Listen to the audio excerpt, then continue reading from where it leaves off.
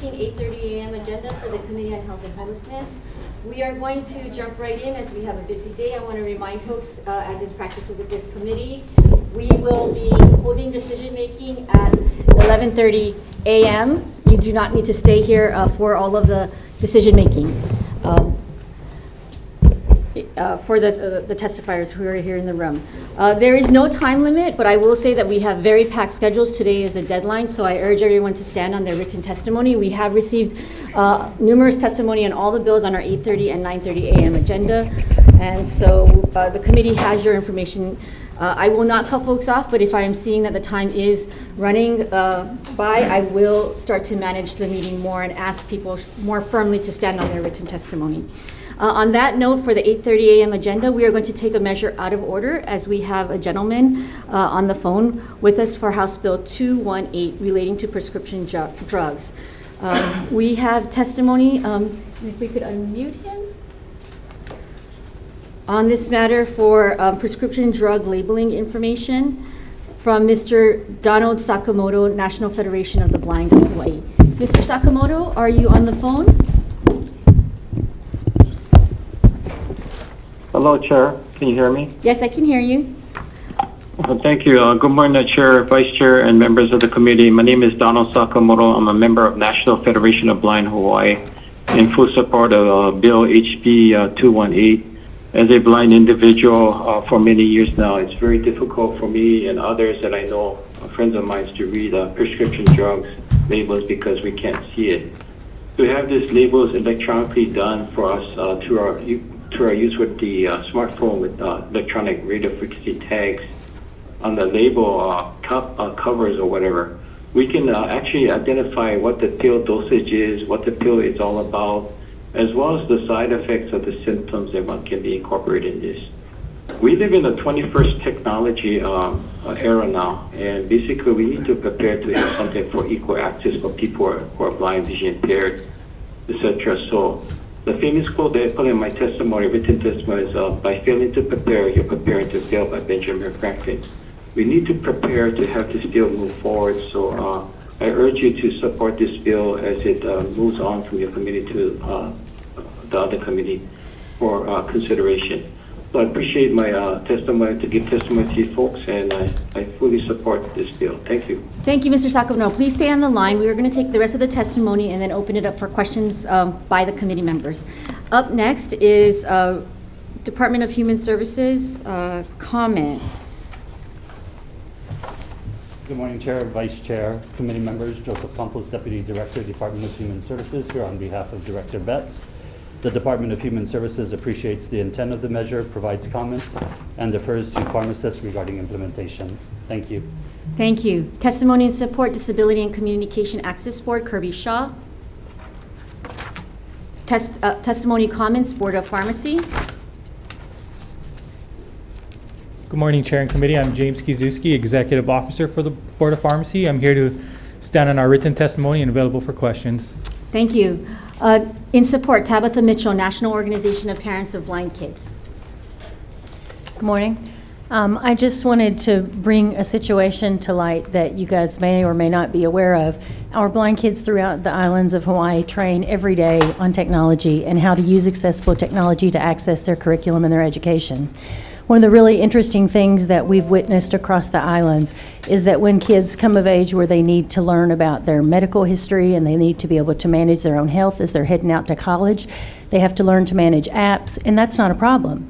But what's really interesting is when the parents have to say to them, oh, you have to bring that pill bottle to me so I can read it to you and give you your medical information.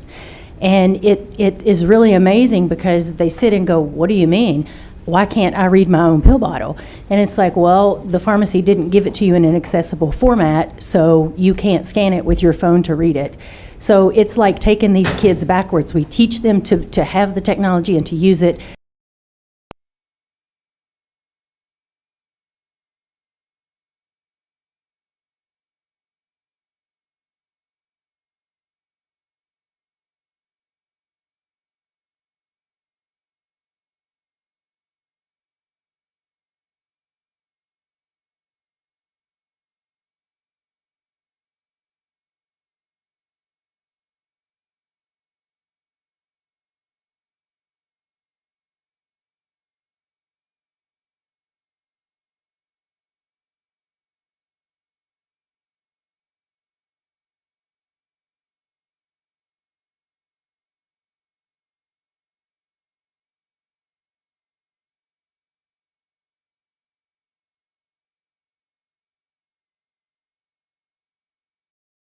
up to my phone and it tells me exactly what the script is. I got 2 bottles last night, didn't know one from the other, held it up to the phone, know right away, didn't have to ask anybody.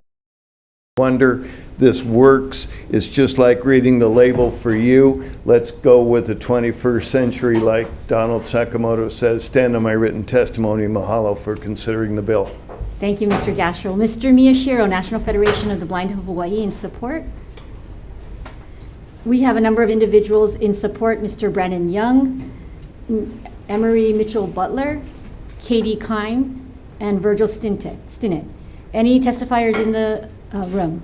Any testifiers via Zoom? Seeing none, members' questions. Representative Kobayashi. For Board of Pharmacy, are you saying that, well, you're saying that prescription drug label information is already made available in accessible form. Costs seem unnecessary to mandate. But others are talking about costs. I think what I was saying in the testimony is that it is available through patient counseling, and that some larger corporations and retail pharmacies do have the accessible formats available, but to mandate it on smaller pharmacies would be an additional hardship on them. And we're not opposing the bill. We're just voicing some concerns that come from the board. I'm sorry. I don't get that part where you say costs seem unnecessary to mandate. Well, because if they have any issues with the prescription itself, the pharmacists are always available to be there for any patients that are there, as required in the OBRA Act. I see. Okay, thank you. Thank you. Any other questions? Okay, Chair's inclination is going to be to move this out with an HD1, a delayed implementation date of 2 years per the Board of Pharmacy, and a defective date. If there's no further questions, Mr. Sakamoto, I'm going to release you from being here, unless you want to stay. Mr. Sakamoto, are you there? Just to know that you No, can. Chair, I will leave the meeting. Thank you for passing this bill forward. Thank you. Thank you. Thank you to the staff and Mr. Kelton for doing this. And now we're going to move back to the front of the agenda. HB 661 relating to loan repayment for healthcare professionals. Members, lots of testimony in support. So we'll start off with Department of Health testimony in support. Good morning, Chair members. Lauren Kim, Planning and Policy Officer for DOH. We will stand on our testimony in strong support and will be available for questions. Thank you. Thank you. Testimony in support, Department of Labor and Industrial Relations, Jade Boutte, or designee. Testimony in support, University of Hawaii, Kelly Withy. Good morning, Kelly Withy, UH Medical School, and we stand in strong support and are here to answer any questions. Thank you. Mr. Alan Johnson, Hawaii Substance Abuse Coalition, in support. Laura Reichard, Hawaii State Center for Nursing, in support. Stand in strong support. Thank you. Thank you. Eric Abe, Hawaii Primary Care Association, in support. Dr. Elizabeth England, Hawaii Medical Association, in support. Hawaii Pacific Health, Michael Robinson, in support, as well as Tricia, oh, excuse me, never mind. Strike that. Paige Heckathorn Choi, in support, Healthcare Association of Hawaii. Kaiser Permanente, Jonathan Ching, in support. Chair, we're standing on our written support. Thank you. Queens Health System, J.C. Mikulinek, in support. Standing. APTA Hawaii, in support, Nicholas Branowski. Testimony in support, Hawaii American Nurses Association. Hawaii Pacific University, Trista Catalino, in support.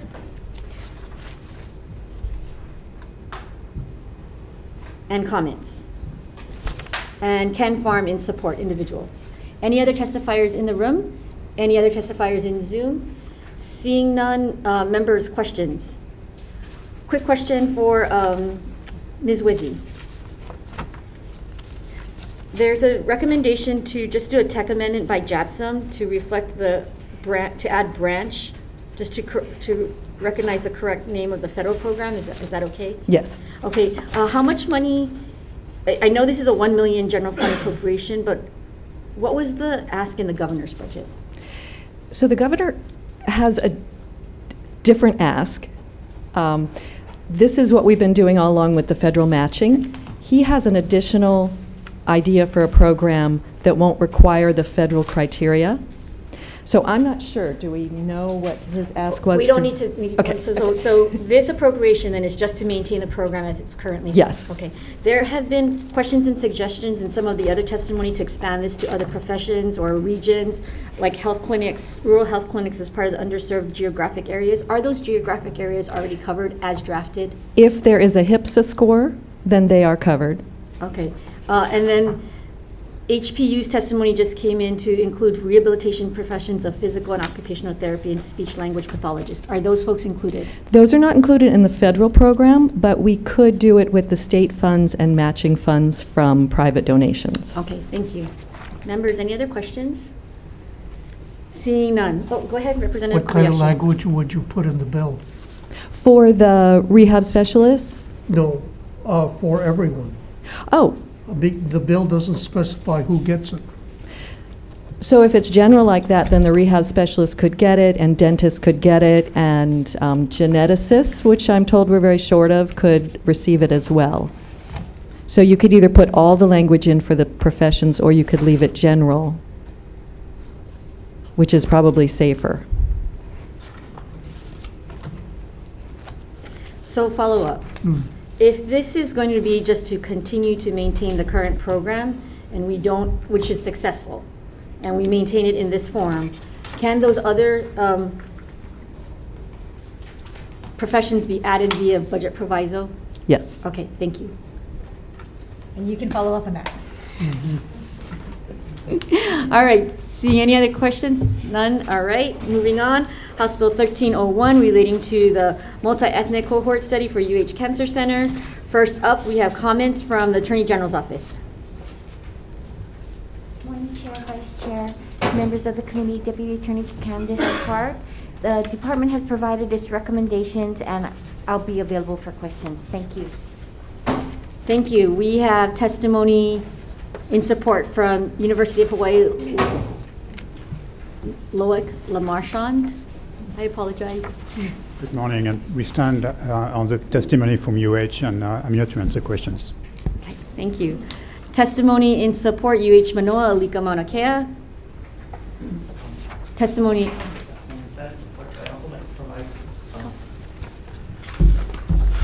Mahalo kako, aloha mai kako. I'm Alika Mauna Kea, professor and researcher at the University of Hawaii, John A. Burns School of Medicine, and also member of the UH Manoa Cancer Center, where I focus on understanding and addressing diseases of health disparities in the state, including cancer. As a biomedical scientist, I can tell you the reasons to support HB 1301, which I briefly described in my written testimony and stand on. But in addition to that, I thought I'd share a personal story that motivated me to pursue the career I currently have. So back in my Hanabata days, growing up in a Hawaiian homestead in Nanakuli, with a multi-generational household, my grandmother, who was a Waianae intermediate school teacher, was also a heavy smoker, a cigarette smoker, along with her and her friends and siblings. One day, Department of Health nurses visited my elementary school in Nanikapono, providing brochures about the impacts of smoking and lung cancer. So of course I ran home to share that with my grandmother, to tell her what the consequences were. She briefly looked through the paper, ripped it apart, threw it in the trash can, and said, "I'll get it anyway." That really affected me and motivated me to seek a career in biomedical sciences, as you know. She thought she was destined to get this, and indeed she died of advanced lung cancer when I was in college, and there was nothing the doctors could do about it at that time. Again, that experience affected me, and in my profession, I learned cancer is not predetermined. Most cancers actually arise sporadically without family history, and while there are factors like cigarette smoking that can be contributors to cancer risk, there are other ways that it can occur, and there are and in which and other ways that we just still don't fully understand. But I think having information and data that in support that would be provided in support of HB 1301 would help to understand the etiology of cancer development and help to prevent the diseases occurring in Hawaii's communities that are vulnerable to this disorder. Mahalo. Thank you, and thank you for joining us today with that very personal story. Thank you for serving and pursuing the career that you have. Let's see. Testimony in support, Hawaii Primary Care Association, Eric Abe. Testimony in support, American Cancer Society Cancer Action Network. In support, Cynthia Ayu. Thank you, Chair, Vice Chair, and committee members. Cynthia Au on behalf of the American Cancer Society Cancer Action Network. Thank you for the opportunity to testify in support of HB 1301 relating to cancer. It is becoming more evident that health outcomes are impacted by social determinants, your zip code, your household income, how far your closest clinic is, or can you take off from work to go to a preventative screening. All of this and more contribute to disparities that we see in health outcomes and especially cancer outcomes. We are asking for your consideration to support and help to fund a multi-ethnic cohort study to collect data that can aid in future research to improve health outcomes for minority populations, including Native Hawaiians, Pacific Islanders, and Asians, including Filipinos. Thank you so much for the opportunity to testify. Thank you. We have testimony in support from the Leukemia and Lymphoma Society, Adam Zarin. Testimony in support, ACSCAN. Testimony in support from UHCC, Patricia Cornett. Good morning. Aloha malolele talofa pula. My name is Patricia Galalaine Cornett, and I'm a cancer survivor. I am an outreach coordinator for the University of Hawaii Cancer Center. I basically bring women from the Ko'olau area to Queens Hospital for TMIST. It's a mammogram program. Clinical trial. The reason why I'm standing here before you is because it works. I am here in support of my people and my community, and I hope this passes in our, I'm sorry, I'm just really emotional and nervous, but thank you so much for letting me bear my testimony, but I really do believe this. Thank you. Thank you for joining us. We have testimony in support from the UH Cancer Center, Joyce Ann Sakalamitao. We have numerous testifiers, individuals in support, as well as a late testimony that came in from Michaela McCullough in support, and comments that came in late from Ruth Love. Are there any testifiers in the room who would like to testify? Any testifiers in Zoom? Members, seeing no other testifiers, any questions? Okay, seeing none, let me say Chair's inclination on both the previous bill and this bill is to pass out an HD1. For this bill, House Bill 1301, it will be to be passed out an HD1, addressing the AG's recommendation to identify this bill as a law of statewide concern, defective date, blank appropriation, and to clarify, well, and to leave it at that, okay? On House Bill 661, it would be to be move a HD1 with a defective date, blank appropriation, and the Japsam Tech Amendment. So any of the people in the audience, those are going to be my inclinations, those are going to be my recommendations at 11:30 a.m. Thank you for joining us, but I understand people are busy, so no need for you to all stay here with us if you would like to depart. All right, members, moving on to House Bill 1449. This is relating to lung cancer. We have testimonies in support from Department of Health. Good morning, Chair Albalati and Vice Chair Take Nauchi and members of the committee. I'm Lola Irvin, representing Dr. Kenneth Fink for the Department of Health. And the Department of Health does support HB 1449, and it amends Act 162, which was SB 3367, that was passed in the 2022 session. The Department of Health supports this because it would provide us more time to meaningfully actually put together the required reporting, which requires an analysis of what is happening in terms of early lung cancer screening, and also effective education programs that we can put in place. We do defer to the priorities of the governor's executive biennium budget. We want to note that in Act 162, there was already $250,000 allotted for the task force to use, and in HB 1449, there's another $250,000 from this fiscal year that would be appropriated. So we do thank you for the opportunity to testify. We want to note that the first meeting has been scheduled for February 23rd, 2023. The bill was written in such a way that we have to convene one part of the task force, many of whom are appointed members of the administration or elected. And so we waited until the campaign period was over, and so that we could have a stable task force, and that's why it was also delayed. Amending the date for the task force deadlines would allow us the time to put together a meaningful report. Thank you for the opportunity to testify. Thank you. Comments, Department of Human Services, Ms. Betts or her designee. Good morning, Chair, Vice Chair, committee members. Joseph Campos, Deputy Director, Department of Human Services, here on behalf of Director Betts. The Department of Human Services stands on its written testimony, appreciating the intent of the measure, providing comments, and deferring to the Department of Health. Thank you. Thank you. Testimony and support, Loic Le Marchand, University of Hawaii. I stand on the testimony that was submitted by University of Hawaii, and I'm here to answer any questions if there were any. We are in strong support of continuing the task force. Thank you. Testimony and support, American Lung Association, Pedro Haro. Aloha, Chair, Vice Chair, members of the committee. I'm Pedro Haro, Executive Director of the American Lung Association. We strongly support this measure. We certainly understand the difficulties that the Department of Health has had in convening the task force. We are in the strong belief that delaying it any further certainly can cost lives, considering that it is the #1 cancer killer in the state, and it is not an equal opportunity killer, affecting Native Hawaiians more so than almost any other population in the nation. Thank you very much. Thank you, Mr. Haro. Testimony in support, Hawaii Primary Care Association, Eric Abe. Testimony in support, Hawaii Public Health Association, Holly Kessler. Testimony in support, Hawaii Medical Association, Dr. Elizabeth England. Testimony in support, Aloha Care, Bree Alexander. Testimony in support, Queens Health System. Thank you. Testimony in support, Lynn Murakami Akatsuka. And testimony in support from Cynthia Goto, individual. Any other testifiers in the room? Any other testifiers in Zoom? Seeing none, members, questions? Representative Kobayashi. For DOH, would it be helpful if you got more flexibility on membership on the task force?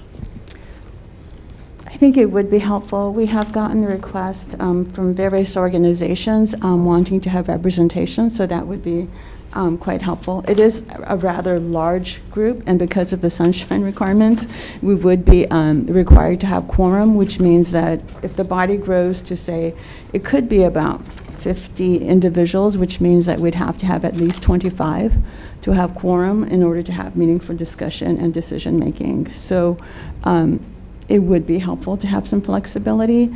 And I think because of the amendments that have been done for Sunshine, we might be meeting through Zoom, so we'd provide the Neighbor Island members also opportunity to be present and more easily approach quorum. So thank you so much, Representative Kobayashi, for the question. We do agree that that flexibility would be helpful. I mean, Okay, any other? Go ahead. I think that the problem I have with these legislative task forces, either by bill or amendment, bill or resolution, is that you, as you say, you have a set membership, you have a quorum requirements, you have requirements to post advance notice, you have requirements supposedly to keep minutes, supposedly to publish minutes, et cetera, et cetera. And at one time, instead of having these task forces by resolution or bill, the department would volunteer to do it. And we would just nod at each other and leave the table. I mean, somehow I think if you can get back to that kind of practice, it might help everybody. Thank you. Thank you, Representative.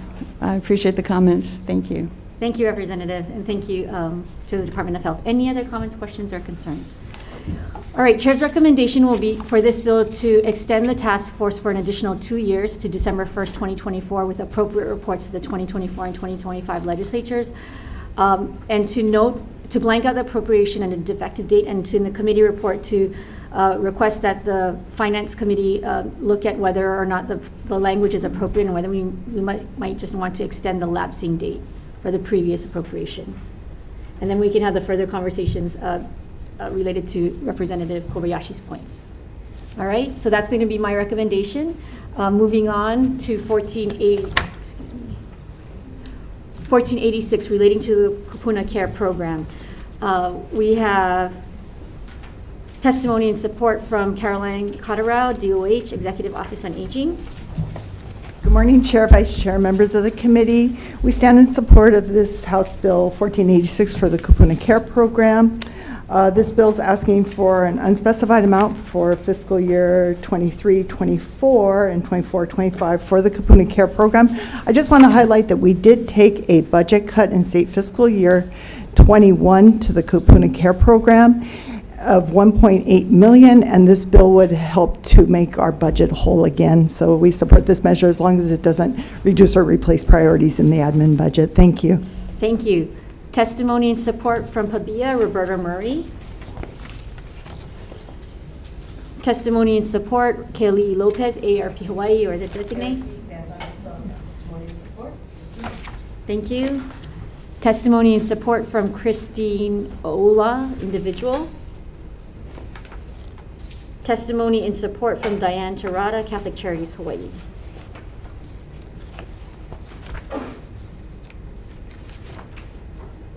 Okay, members, any questions? I have a question for Ms. Carteret. So what is the amount we need to note in the committee report that should be inserted to make the budget whole? Make the budget whole. 1.8 million. 1.8 million, okay. Members, that's all questions. Any other questions? All right, members, my recommendation for this is going to be to pass out an HD1, note the requested appropriation in the committee report, and a defective date. Okay. Moving on to House Bill 486 relating to trauma-informed care. We have two bills related to this, and it's a little bit confusing, members. So I will explain my inclination, and that might help us with this testimony as we move forward. My inclination is going to be to defer House Bill 486 and move House Bill 487 as the desired vehicle. So on that note, we still have to take testimony in House Bill 486, testimony in support, Hawaii State Department of Health. And knowing my recommendations, you can stand on your written comments, or not. Yes, good morning. Kaylee Aquaro, Acting Administrator for the Child and Adolescent Mental Health Division here for Department of Health. We stand on our written testimony. Okay, Department of Public Safety and support. Thank you. Department of Human Services, comments. Good morning, Chair, Vice Chair, committee members. Joseph Campos, Deputy Director, Department of Human Services, here on behalf of Director Betts. The department stands on its written testimony, appreciating the intent of the measure, providing comments, and deferring to the Office of Wellness and Resilience. Thank you. Thank you. Comments, Attorney General's Office. Good morning, Chair Bellotti and members of the committee. The Department of the Attorney General provides the following comments. We recommended amendments in the bill, but we will stand on our testimony. Thank you. Thank you. Testimony and support, Hawaii Youth Services Network. Judith Aloha, Clark. Chair, members of the committee. I'm Judith Clark, Executive Director of Hawaii Youth Services Network.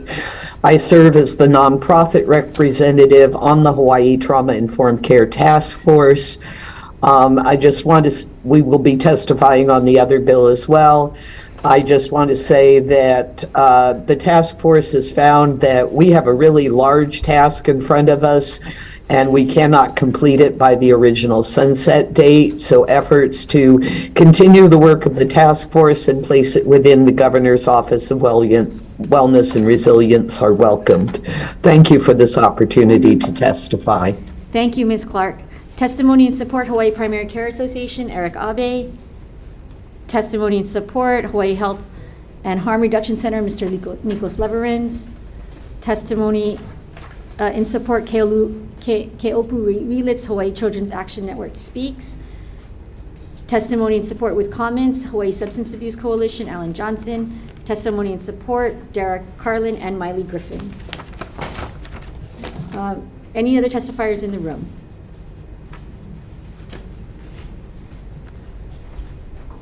We will still be taking testimony on House Bill 487 as well. But go Okay. ahead. Aloha, Chair Bellotti, Vice Chair, and members of the committee. Tia Hartsock, Office of Wellness and Resilience.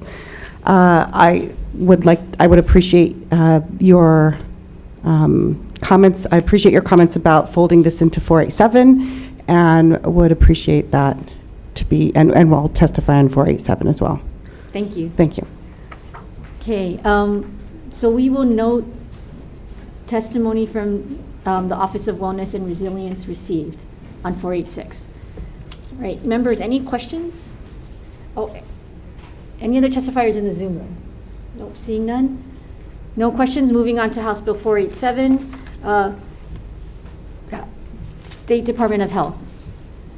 We stand on our written testimony.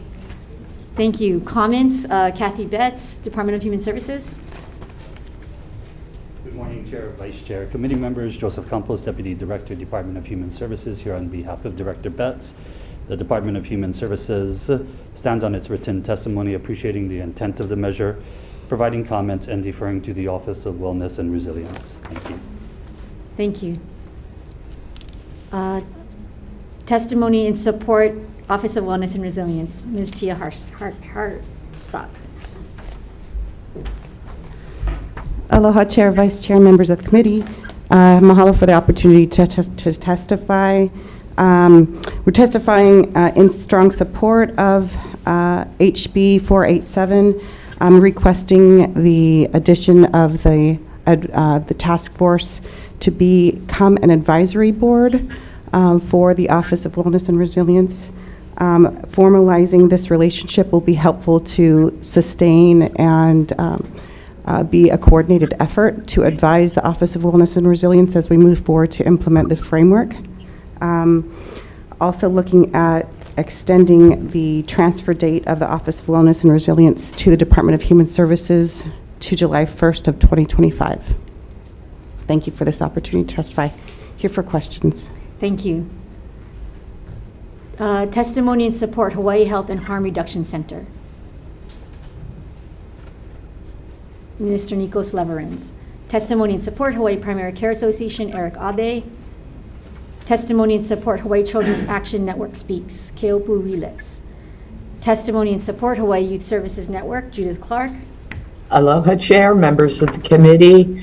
Again, I'm Judith Clark, Executive Director of Hawaii Youth Services Network, and we're in strong support of this bill. We know that efforts to help children and families avoid adverse childhood experiences and provide comprehensive, coordinated, culturally sensitive services to survivors of trauma will require a long-term commitment as well as human and fiscal resources. We support moving the Office of Wellness and Resilience to the Department of Human Services in the long term, and positioning the Hawaii Trauma-Informed Care Task Force as an ongoing advisory group. Thank you for this opportunity to testify. Thank you, Ms. Clark. Hawaii Kids Can, David Miyashiro, testimony in support.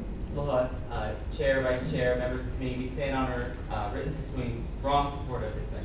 Thank you. Thank you. Testimony in support, Kamehameha Schools, Lauren Name. Testimony in support, Dara Carlin. Okay, members, any questions? All right, seeing none. My recommendation for this, members, is going to be to pass out an HD1. There are numerous tech amendments that we need to make for clarity, consistency, per HMSO. I understand that there are numerous other amendments that are being proposed by the stakeholders here. I'm going to hold off on those because we need to have a better bill vehicle, and ask that as we continue to move forward, that the finance committee or the next committee take a look at what are some of the recommendations from the stakeholders. All right, so we need to keep this bill moving. The tech amendments are going to be a little bit more extensive, and so we really want to make the cutoff deadline. So those are going to be my recommendations. All right, members, seeing no further questions, moving on to House Bill 899, Fetal Alcohol Syndrome Disorder Awareness Month. We have testimony in support from the State Council on Developmental Disabilities, Daintree Bartoldas, or her designee. Testimony in support, Cleota Brown, Hawaii Fetal Alcohol Spectrum Disorders Action Group. Or, yes. Darlin in support, Darlin Chen Scobelli, Hawaii FASD Action Group in support. Good morning, Chair, Vice Chair, and members of the committee. Thank you for having me this morning. We are having this and having this bill. The bill is to flood our community with information, education, and there's power in knowledge. We are aligning our state of Hawaii with the national and international September declaration of FASD Awareness Month, so that my team and everybody else that's working to advocate for the mothers who cannot come forward and for these children who have no voice, so that we can reach out those boys and girls who are on childbearing years yet, to be well informed about the neurological damage of the alcohol caused in the fetus's brain. Thank you. Thank you. Testimony in support, Hawaii Fetal Alcohol Spectrum Disorders Action Group, Robert Armstrong.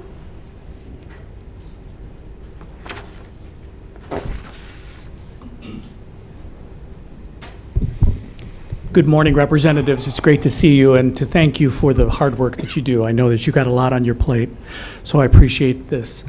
899 may seem like a non-controversial, harmless bill, but it actually sets up, I think, as the previous testimony was, a network of support to make people to understand this issue.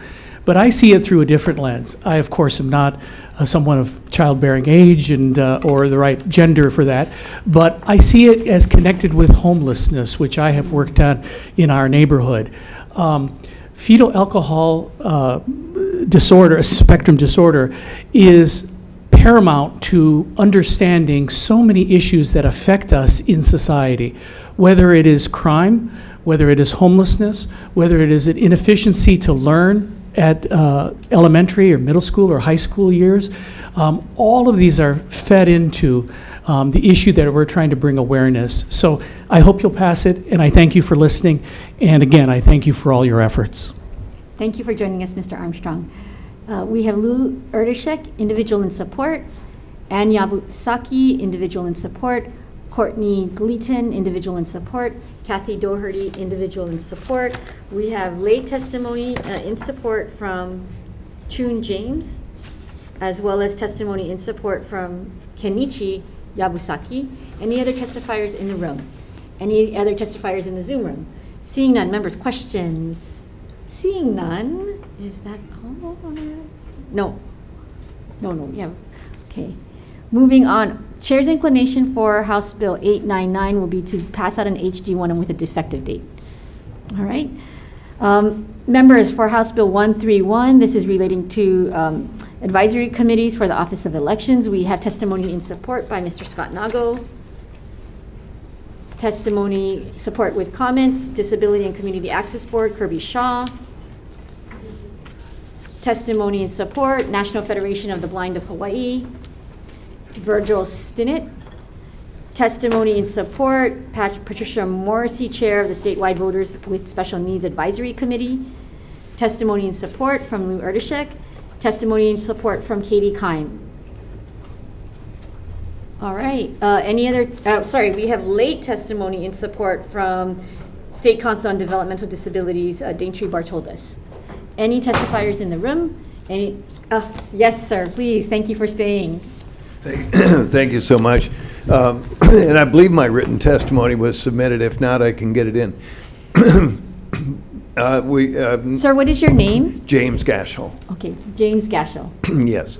So I am a member of the advisory committee. Definitely support the the bill. The Americans with Disabilities Act teaches us that disability is part of the normal human experience.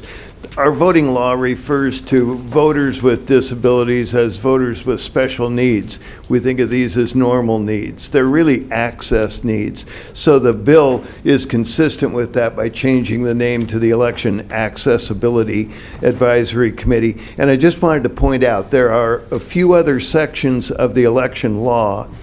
Section 11-107, small letter C is one, where the term voters with special needs is used. And to be consistent, if you make this change, the reference to special needs in other sections of the election law should be made as well. Mahalo for considering this. Thank you, Mr. Gashel.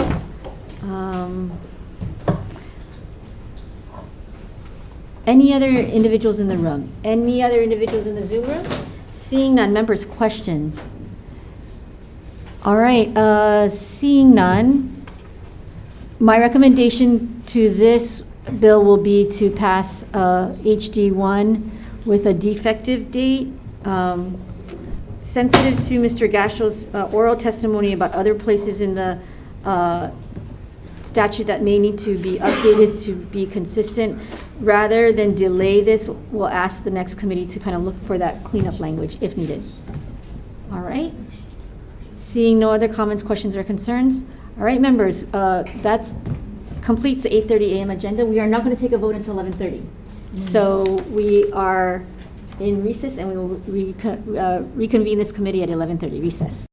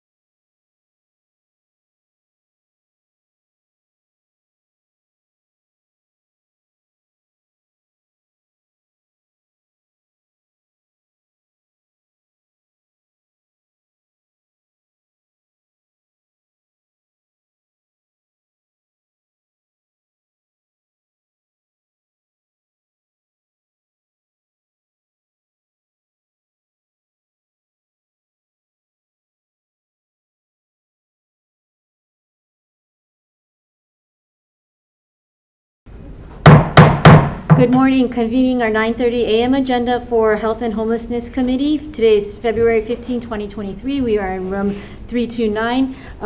Testifiers and members, we have a 10:15 a.m. that's scheduled with Culture and Arts in room 309. So we are going to be, if we're not finished with this agenda, we will be recessing and moving over there to deal with that and then promptly restarting this agenda. As is the practice of this committee, we have decision-making at 11:30 a.m. If I am able to, I will provide some inclinations, and you do not need to stay here for the entire thing, for the entire hearing or decision-making. But you are welcome to, of course. So let's just dive right in. House Bill 1254 relating to the Department of Land and Natural Resources.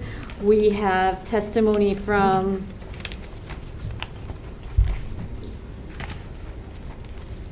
I'm assuming Department of Land and Natural Resources. In support. Aloha Chair, Vice Chair, Pua Ayu for the Department of Land and Natural Resources. We stand on our testimony in support. Thank you. Any other testifiers in the room? We have testifier in Zoom? Nope, seeing none. Members, questions?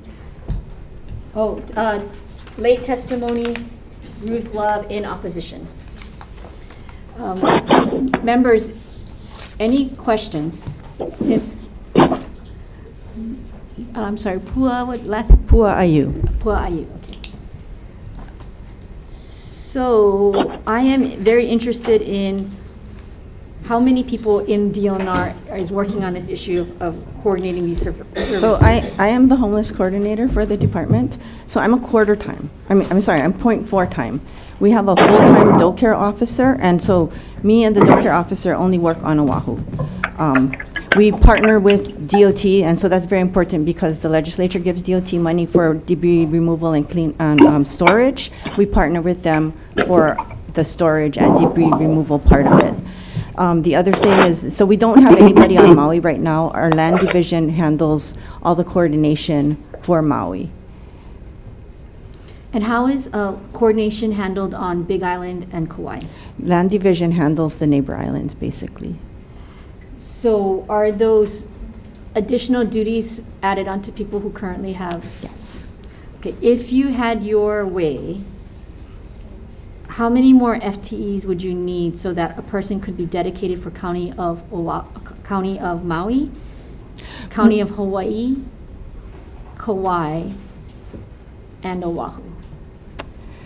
So I think that Maui could probably use a full-time person. Oahu could probably use a full-time and maybe a little bit more, maybe 1.5. And Kauai could probably use a part-time person. And what about Hawaii Island? Part-time as well. They don't seem to have as much. Okay, members, any other questions? Go ahead. You said you were 0.4 ton? Yes. The other 0.6, I'm a DOT employee. You're with DOT? I am, yeah. It's a very interesting, I have an interesting situation. But we are all happy with it. Representative Amato. But you're fulfilling the same tasks and duties within both departments? No, Okay. I don't. I do something very different for DOT. See. Thank you. Done? Hold on. Has there been any conversation with the new homelessness coordinator on how to staff within the agencies to do all of the work that you folks are doing? We have not yet had those conversations. Okay, thank you. All right, members, any other questions? Okay. Moving on to House Bill 5154. My inclination, members, will be for this one to move out a HD1. Let's add additional 1 FTE for County of Maui, 1 FTE for Oahu, a half-time FTE for Kauai, and a half-time FTE for Hawaii Island. Blank out any appropriations, ask that the DLNR come forward with potential amounts for the next committee to consider, defective date, and any text by HMSO. Okay, that's going to be my recommendation, members. All right, members, moving on to House Bill 546 relating to the Fuel Tank Advisory Committee. We have testimony in support, Department of Health, Environmental Health Administration.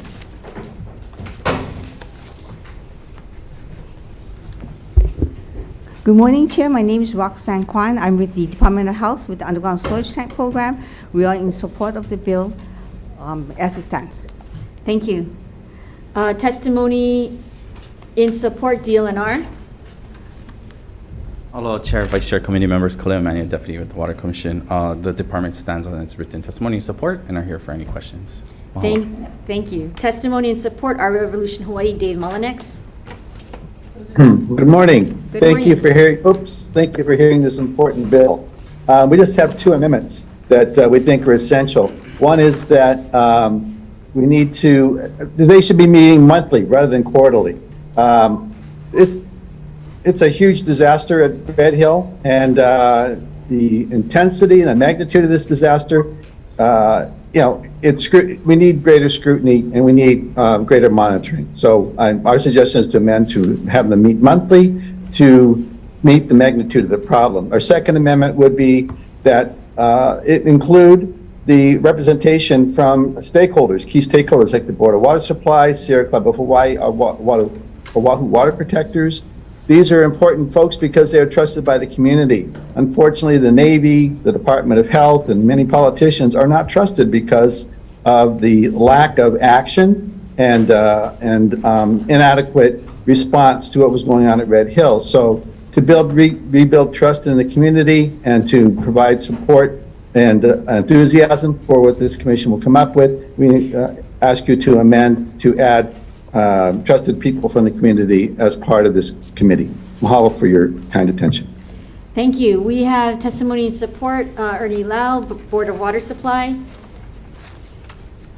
or his designee.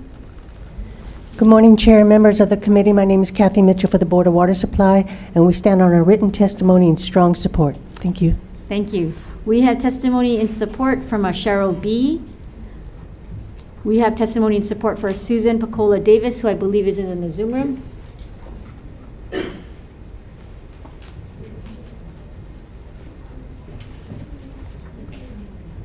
Ms. Davis. As we are waiting, we also have testimony in support from Sherry Pollack. Any other testifiers in the real room?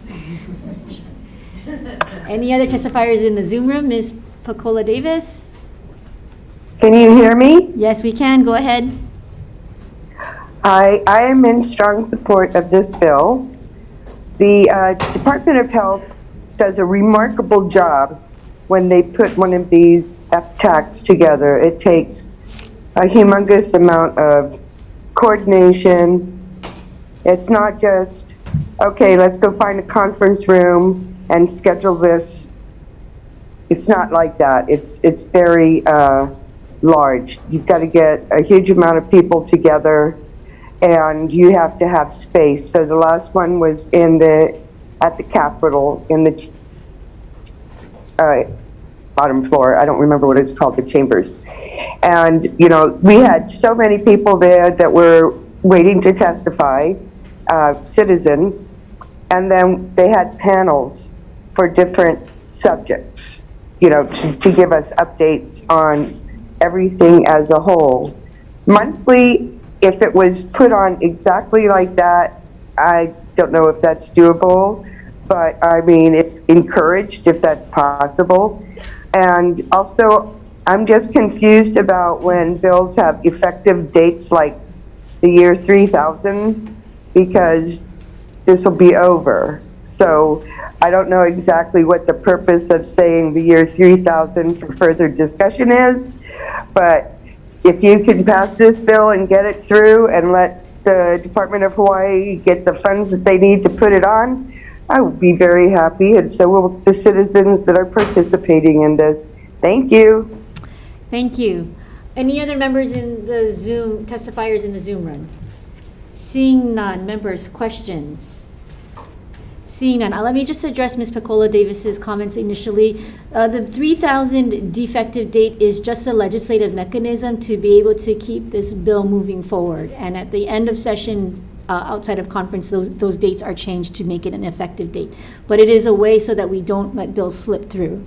a legislative technique to be used for drafting purposes and continuing the conversations, as has been stated. Happy to take this conversation offline with members of the public if you would like, but that's the reason for those kinds of dates. All right, seeing no further questions, moving on to House Bill 594.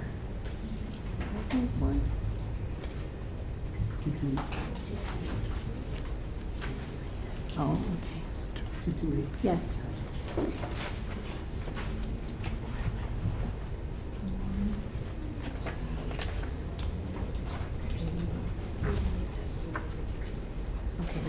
Go ahead and provide it. House Bill 228, we have testimony from Ruth Love in opposition. Any other testifiers here? Seeing none? Oh, that's okay. Members, any questions? Seeing any testifiers in Zoom? No. All right. Moving on to House Bill 594, we have testimony in support from Lynn Matasau, and this is related to leaf blowers. We have testimony with comments from B.A. McClintock. Sorry, testimony and comments. And we have testimony in support from Teo Machnik. Any other testifiers in the room? Seeing none. Any testifiers in Zoom? Seeing none. Members, moving on to House Bill 243, veterinarian medical officer. We have testimony in support from Department of Health. Aloha Chair, Vice Chair, and members of the committee. My name is Sarah Kemble. I am the state epidemiologist and speaking today on behalf of Dr. Fink in the Department of Health. Thank you for this opportunity to testify in support of this measure. We stand on our written testimony. I would just highlight that I really appreciate the intent to increase education for medical providers and other providers in our community on diseases that relate to animals, and that in addition to that, this type of role can help us make not just educational progress, but real progress towards dealing with some of our tougher issues, for example, rat lungworm disease, as well as dengue, vector-borne diseases, foodborne diseases. So I will leave it at that for now. Thank you. All right, we have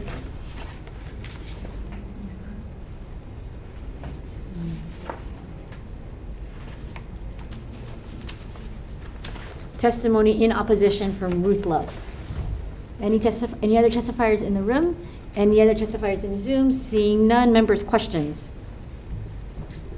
Seeing none. Moving on to House Bill 1340. This is related to Beneficial Treatments Advisory Council. First up, we have testimony, comments, Department of Health. The department will stand on its comments. Thank you. Thank you. Testimony in support, Tia Harstock, Office of Wellness and Resilience. Aloha Chair, Vice Chair, and members of the committee. I stand on my testimony in strong support and open to the conversation happening in the Office of Wellness and Resilience. Thank you for this opportunity to testify. Testimony in support of Clarity Project, Ashley Lukens. Hi, Chair Bellotti, members of the committee. I just wanted to clarify something personally about this issue, Chair Bellotti. You know, I took 4 years off of lobbying at the legislature because of a brain cancer diagnosis. And access to psychedelic therapy played a critical role in my success of navigating a diagnosis like mine as a then 36-year-old single mom. And what I am confronted with now, living sort of out loud with a cancer diagnosis, is weekly outreaches from people in our community looking to access the same kind of psychological resources that were critical to my success. And I'm remembering Uncle Pono Shim, who in his final year of life worked with me to access psychedelic therapies for his own diagnosis and healing. And Uncle Pono submitted testimony on this issue last year in the Senate committee just a few months before he died. And I just keep wanting to presence him in this conversation so we remember that this is about people having access to treatment so that they can thrive in the final periods of their life. And I know Uncle Pono couldn't be here, but I hope that his spirit is with us today. Thank you, Ms. Lukens. And thank you for mentioning Uncle Pono, because I do believe he is here with us. In testimony and support, Sound Mind Institute, Oriana Filiacci. Testimony and support, Hawaii Psychological Association, Kathy Southard. Yes, hello. Can you hear me? Yes, we can. Go ahead. Yes, I am testifying in support, strong support of this bill to establish this committee to look into psychedelic medicines. The Hawaii Psychological Association is in support, and you can read our testimony. Thank you. Thank you. Testimony and support, Aloha Green Holdings, Tai Chang. Testimony and support, Harvest Garden, LLC, David Paul Miller. Members, we have numerous testimony in support, noting written testimony only. Do we have any testifiers in the room who would like to testify? Okay, if you could come forward, identify your name. Again, we may have your written testimony, and go ahead. Hello, Chair, Vice Chair, members of the committee. My name is Blaine Williams. I am an emergency doctor practicing here in Honolulu. I also have additional expertise in education related to psychedelic medicine and psychedelic-assisted therapies. I would like to testify in strong support of House Bill 1340 to establish a beneficial treatment advisory council to advise the Department of Health with regard to new and innovative ways to treat mental illness and addiction here for the citizens of Hawaii. And as we've seen nationally, the states have the right to challenge the federal government when the federal government behaves irrationally, as was the case with the Controlled Substance Act and banning psychedelic medicines that had hundreds of studies to support their use going back to the 1950s and 60s. And so people with depression, anxiety, PTSD, end-of-life existential suffering related to having terminal illnesses and addiction need to have access to these medicines safely. And Oregon and Colorado are at the forefront of this, but many, many other states are looking at this. And hopefully we can be innovative in our approach to treating mental illness and addiction. I'm available for any additional questions. Thank you. I don't believe we have your written testimony, Doctor, so if you can make sure that that is available to our committee clerk, just submit that. But yeah, we do have your oral testimony now. We do have it? Okay, thank you. Okay, thank you. Next, Ms. Duray? Okay. Yes, we have your testimony. Go ahead. Okay, great. Yeah. Aloha, Chair, Vice Chair, members of the committee. My name is Duration. Testifying in support of this bill, HB 1340, and just wanted to differentiate it. The one that was heard on Friday in your committee was HB 1337. That one is very similar, but it's focused just on therapeutic psilocybin, whereas this one includes psilocybin, but also allows for other treatments to be considered, including MDMA, which is actually on a faster track federally when it comes to research and potential approval. So those are, just wanted to clarify what the difference was between those two. And those two medicines alone have extremely high efficacy in treating PTSD, treatment-resistant depression, end-of-life anxiety, and many others. But those are what they're being studied and potentially preparing to be approved at the federal level. Thank you. Thank you. Any other testifiers in the room in support, please come forward. Identify your name and we'll see if we have your testimony. John Williamson. Just want to make sure. Go ahead. Okay, I was just going to stand in support of my testimony, but I'd like to thank the chair and the committee for hearing this bill. Thank you for being here in person. Sir, you're up next. Aloha, Chairman, Vice Chairman, members of the committee. My name is Jadu Yeagle. Do you have my written testimony? Yes, we do. Okay, great. So yeah, I just want to stand in strong support of this bill, my testimony, and those of my colleagues. I feel like, this is the future, and I think, the state of Hawaii has a really golden opportunity here to show leadership, to show frontline thinking, and to stand on a solid basis of science and I have done my own research that led to a dissertation. I have continued to follow the research as it's gained notoriety, and I can see clearly that we have a strong basis for even furthering that research, for furthering the frontier that we see in Oregon, and just the possibility that we might have something so game-changing, so innovative and transformative that we could help anything from end-of-life terminal illness, as we've heard, to addiction. And it's interesting, on my way over here, hearing about the prospect of naltrexone being over-the-counter available. I was thinking, wow, well, that's innovative, but that's like a lowercase I compared to having medicines that might be able to change the pathways in the brain that lead to chronic relapse, which would then lead to the need to have over-the-counter naltrexone. So anyway, I will leave it at that. Thank you for listening. Thank you for joining us. Seeing no other testifiers in the room, in the physical room, I believe we have a Jesse Gold via Zoom. And are there any other testifiers in Zoom? Okay, we'll start with Jesse Gold first. Go ahead. Hello, and thanks for having me. And I just wanted to thank the chair, the co-chair, and whole assembly. Jesse Gould, I am a former Army Ranger, 3 combat deployments to Afghanistan. I was a non-commissioned officer, so in charge of 30+ junior Rangers in training in overseas environments. I faced my own mental health struggles and quickly found the system, the VA system, was very ineffective and often led people to decades of medication and all sorts of other issues. I was fortunate that I stumbled my way to psychedelic treatments on my own dime, and it really just saved my life. So I founded a nonprofit, Heroic Hearts Project, and for the last 6 years, we've raised over $5 million and served nearly 400 veterans in conjunction with other nonprofits who have also served near thousands of veterans. There's no reason these veterans should be coming to small nonprofits like myself, and we get at least 5 applicants a day of veterans that are at the rope's end because the treatments we're offering them isn't effective. We currently send veterans to other countries to get life-saving treatment, and that should be an embarrassment to anybody in the US that hears that.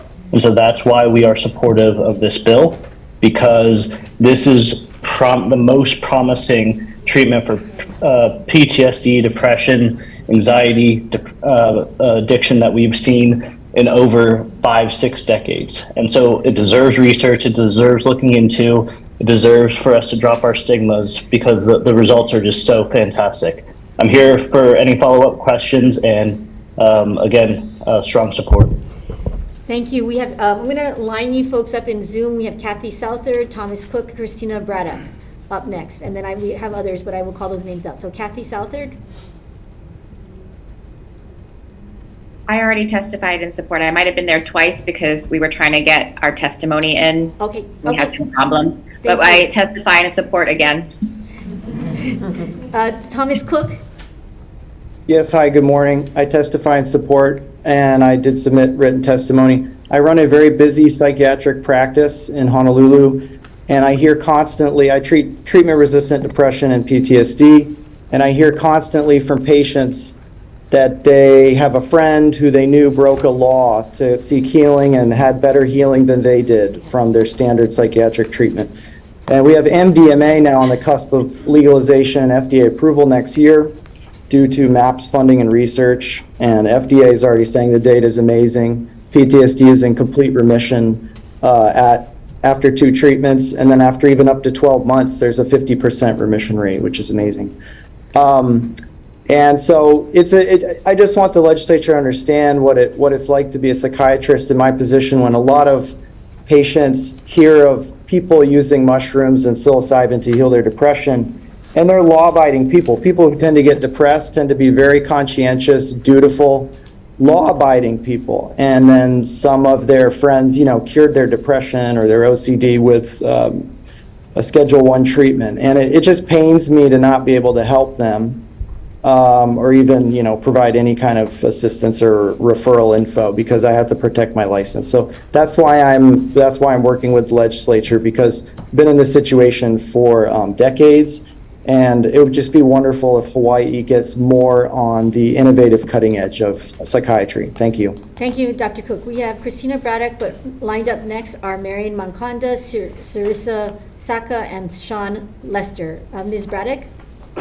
Aloha. Thank you for allowing me to be here today. My name is Christina Braddock. I stand in strong support of HB 1340. As a United States Army combat veteran, 8 years emergency trauma nurse and medical officer, first responder for 17 years, healthcare worker, and now caregiver to my 34-year-old husband with a severe traumatic brain injury, I have single-handedly witnessed the neuroplasticity and healing benefits of these medicines and the possibility they could do for mental health to acute to chronic illness in a safe, evidence-based approach with quality care team measures that are already in place. I have already attended a training through MAPS certified, and there's plans in place that we can safely move forward and confidently help people with severe traumatic injuries, traumatic stress, and so much more. Thank you for allowing me to be here today. I am in Haleiwa, Hawaii. Thank you, Ms. Braddock, and thank you for your service. We have Mariah Manconda.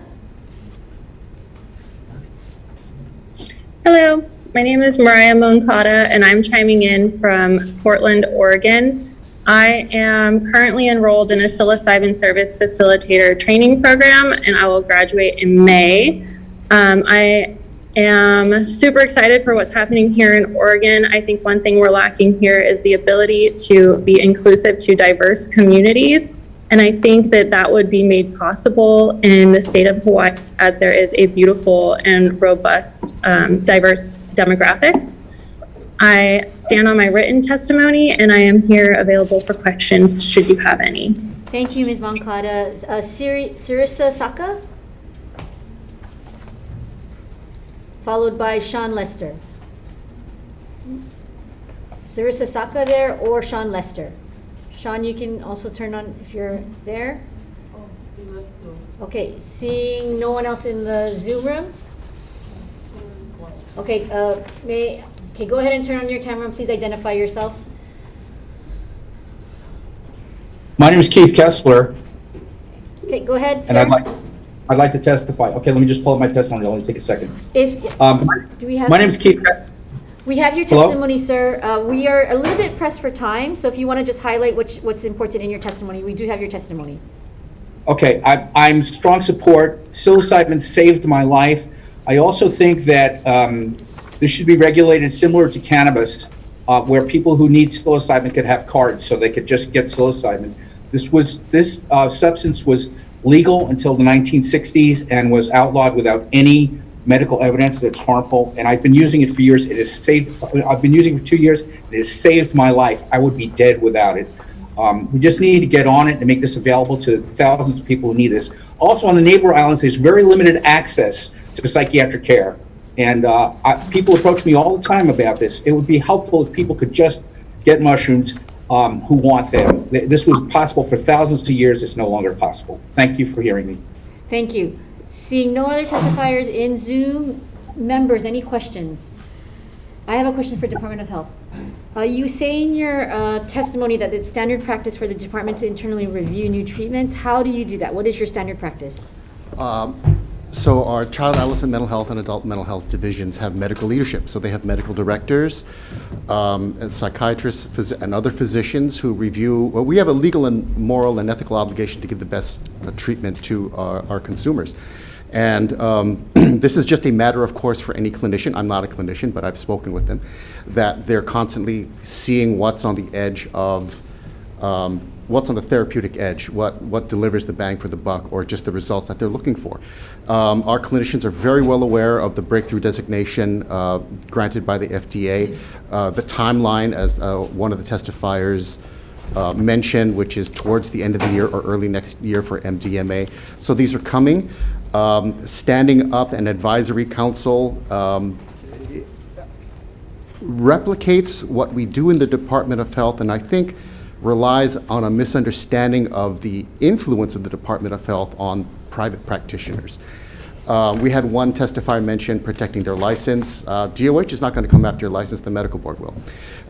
Where you get the, is there a safe legal access? DOH is not going to come after you, that's narcotics enforcement. We certainly wish that we had the influence in the private healthcare space to increase childhood vaccinations, or even in the public mindset so we can eat less cheeseburgers and exercise more. But I think there's an unrealistic expectation that the impression or veneer of the Department of Health sanctioning this is going to move the market and the private healthcare space to adopt this.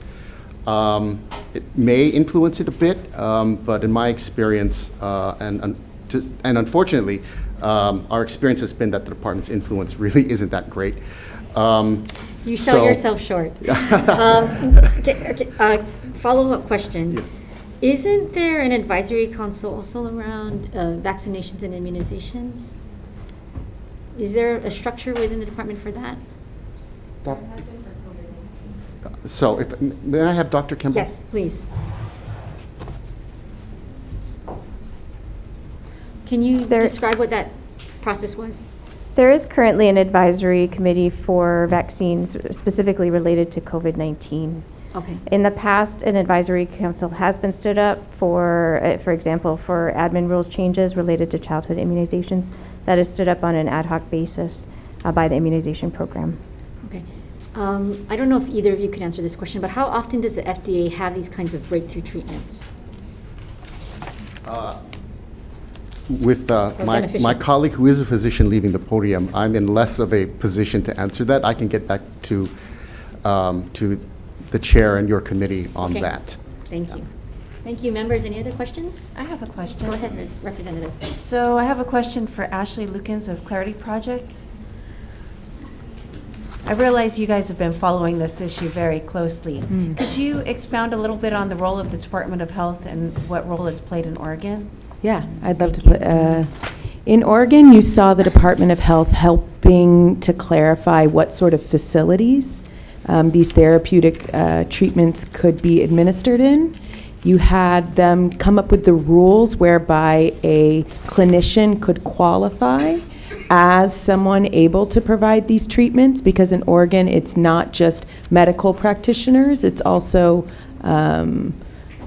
sort of cultural advisors, sort of linking back to the indigenous roots of some of these medicines. So those types of conversations make sense with the Department of Health engaged, but I also really welcome Tia and her office as the Office of Trauma and the right place where these conversations could probably happen most robustly. One more question, please. Yeah. Have you been looking at what Washington has been doing with their model? Yeah. With the Department of Health and how that's been a part of it? No? I don't off the top of my head, but I do know that both Washington and Colorado are expected to move on this in the next year, and Colorado just passed regulated therapeutic access through a ballot initiative. And I do think that certain legislators have been looking at the Washington bill as something to advance here in Hawaii. Thank you. Yeah. Okay, moving, any other questions, comments, or questions, excuse me? Seeing none, moving on to House Bill 249 relating to the Hawaii Child Nutrition Program. And, excuse me, but thank you to the members who participated via Zoom on House Bill 1340. We'll be taking that up for decision making at 11:30. House Bill 249 relating to Hawaii Children Nutrition Program. Office of the Auditor. Wonderful to see you. Good morning, Chair, Vice Chair, committee members. Daria Loigoto on behalf of the Office of the Auditor. We'll stand on our written testimony today, offering comments and noting our concerns about placing an executive agency program within a legislative service agency office.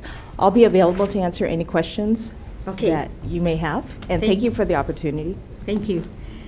Testimony in support, Hawaii Child Nutrition Program, Charlene Wong.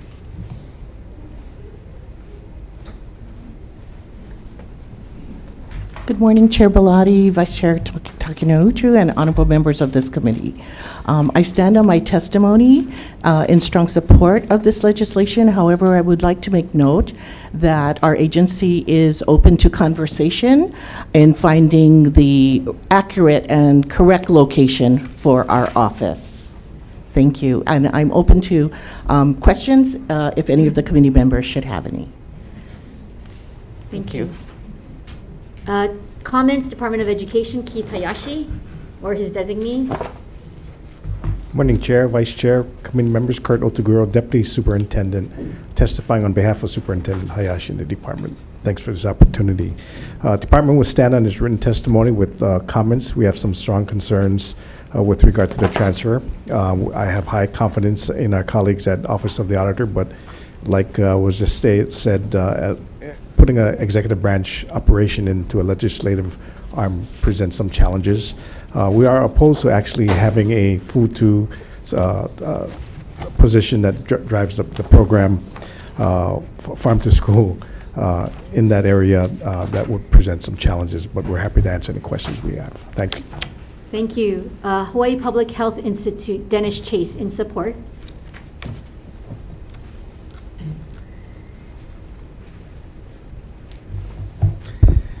Thank you, Chair, Vice Chair, members of the committee. My name is Dennis Chase, and I work at the Hawaii Public Health Institute. I am the program manager for the Farm to School HUI, which includes over 60 organizations statewide that are working on farm to school and local food issues. I'd like to make a couple of quick clarifications, and I think things that might need some amendments and work on this bill. As my previous testifiers stated, the Office of the Auditor may not be the correct place for this office, and we can certainly consider other options for that.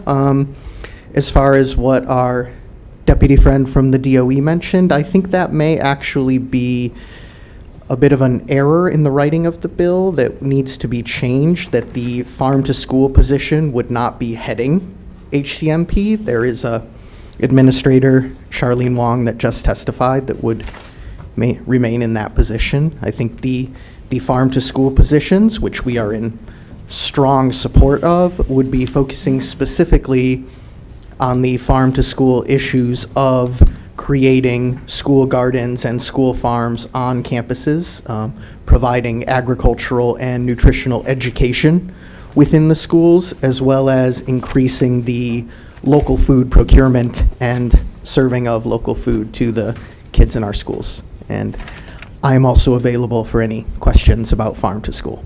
Thank you. Thank you. Testimony from Local Food Coalition, Kendo Matsuyoshi, in support. Aloha Chair Bellotti, Vice Chair Takinouchi, and members of the committee, Kendo Matsuyoshi, testifying on behalf of the Local Food Coalition.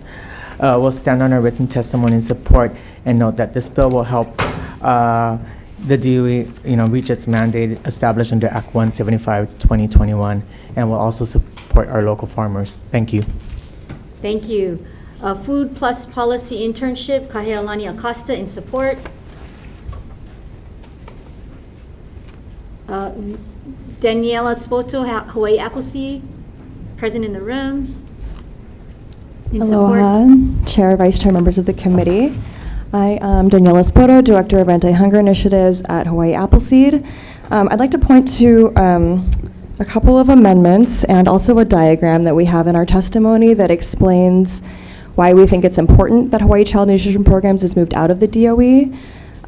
It's kind of a unique situation. We're the only state in the nation that has a single statewide school food authority or school district. So in other states, this office, which is appointed by the USDA, can be housed in the Department of Education, but because there's not another school food authority that's statewide, it sort of gives equal footing to their ability to monitor, support, audit all of the different school food authorities.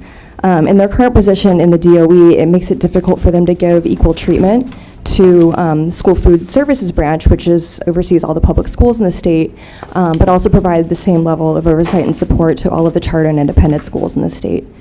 So we think, maybe Office of the Auditor is not the best place. Again, open to conversation on where it might be better. Other states have it in their Department of Agriculture, Health, Office of the Governor. It's really up to where the state thinks is best. I'd also like to request that, I think other folks mentioned that it would not be headed by a farm-to-school coordinator, but having those positions in that office would be really beneficial because, again, it would provide support not just to the public schools, but also to charter and independent schools. And everywhere that it says public schools in the state, we think it would be wise to amend that to all schools that are operating the child nutrition programs. Thank you so much for hearing this bill. Okay.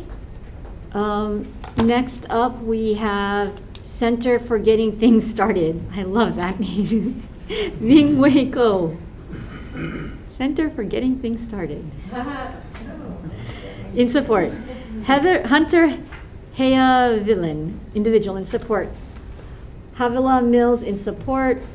Erica Kerr, in support. Members, we have testimony from Kurt Isaac Ferrer, a student at Campbell High School, in support. Testimony from Ruth Love in opposition. Any other testifiers in the room? Any other testifiers on Zoom? Members, seeing none. Questions? Okay. Seeing none. Members, I'm going to announce my inclinations for this so our drafters can actually start working on this one.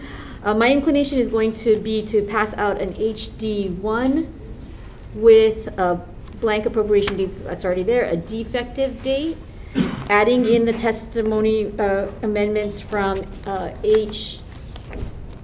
HCNP, Ms. Charlie Wong, because I think that will then clarify that it is not the farm to school coordinator who's heading this, but if there is language in the remaining bill that says it's to be headed by the farm to school coordinator, to strike that. Also request, and I'm going to just pick a department, and they can come forward as we move ahead, but I would like to put this with the Department of Human Services. Department of Human Services, and not the Legislative Auditor's Office. Okay, this is going to be a work in progress. There will be more opportunities to continue to talk about this, and also we will add in any tech amendments identified by HMSO for clarity, consistency. All right, members, we are at 10:12 now. We have a number of bills remaining. I'm going to take a recess for this, and then we were going to come back to start up with House Bill 1448 relating to asthma. We need to get to a 10:15 a.m. agenda, which should be quick, in room 309. So we are recessed.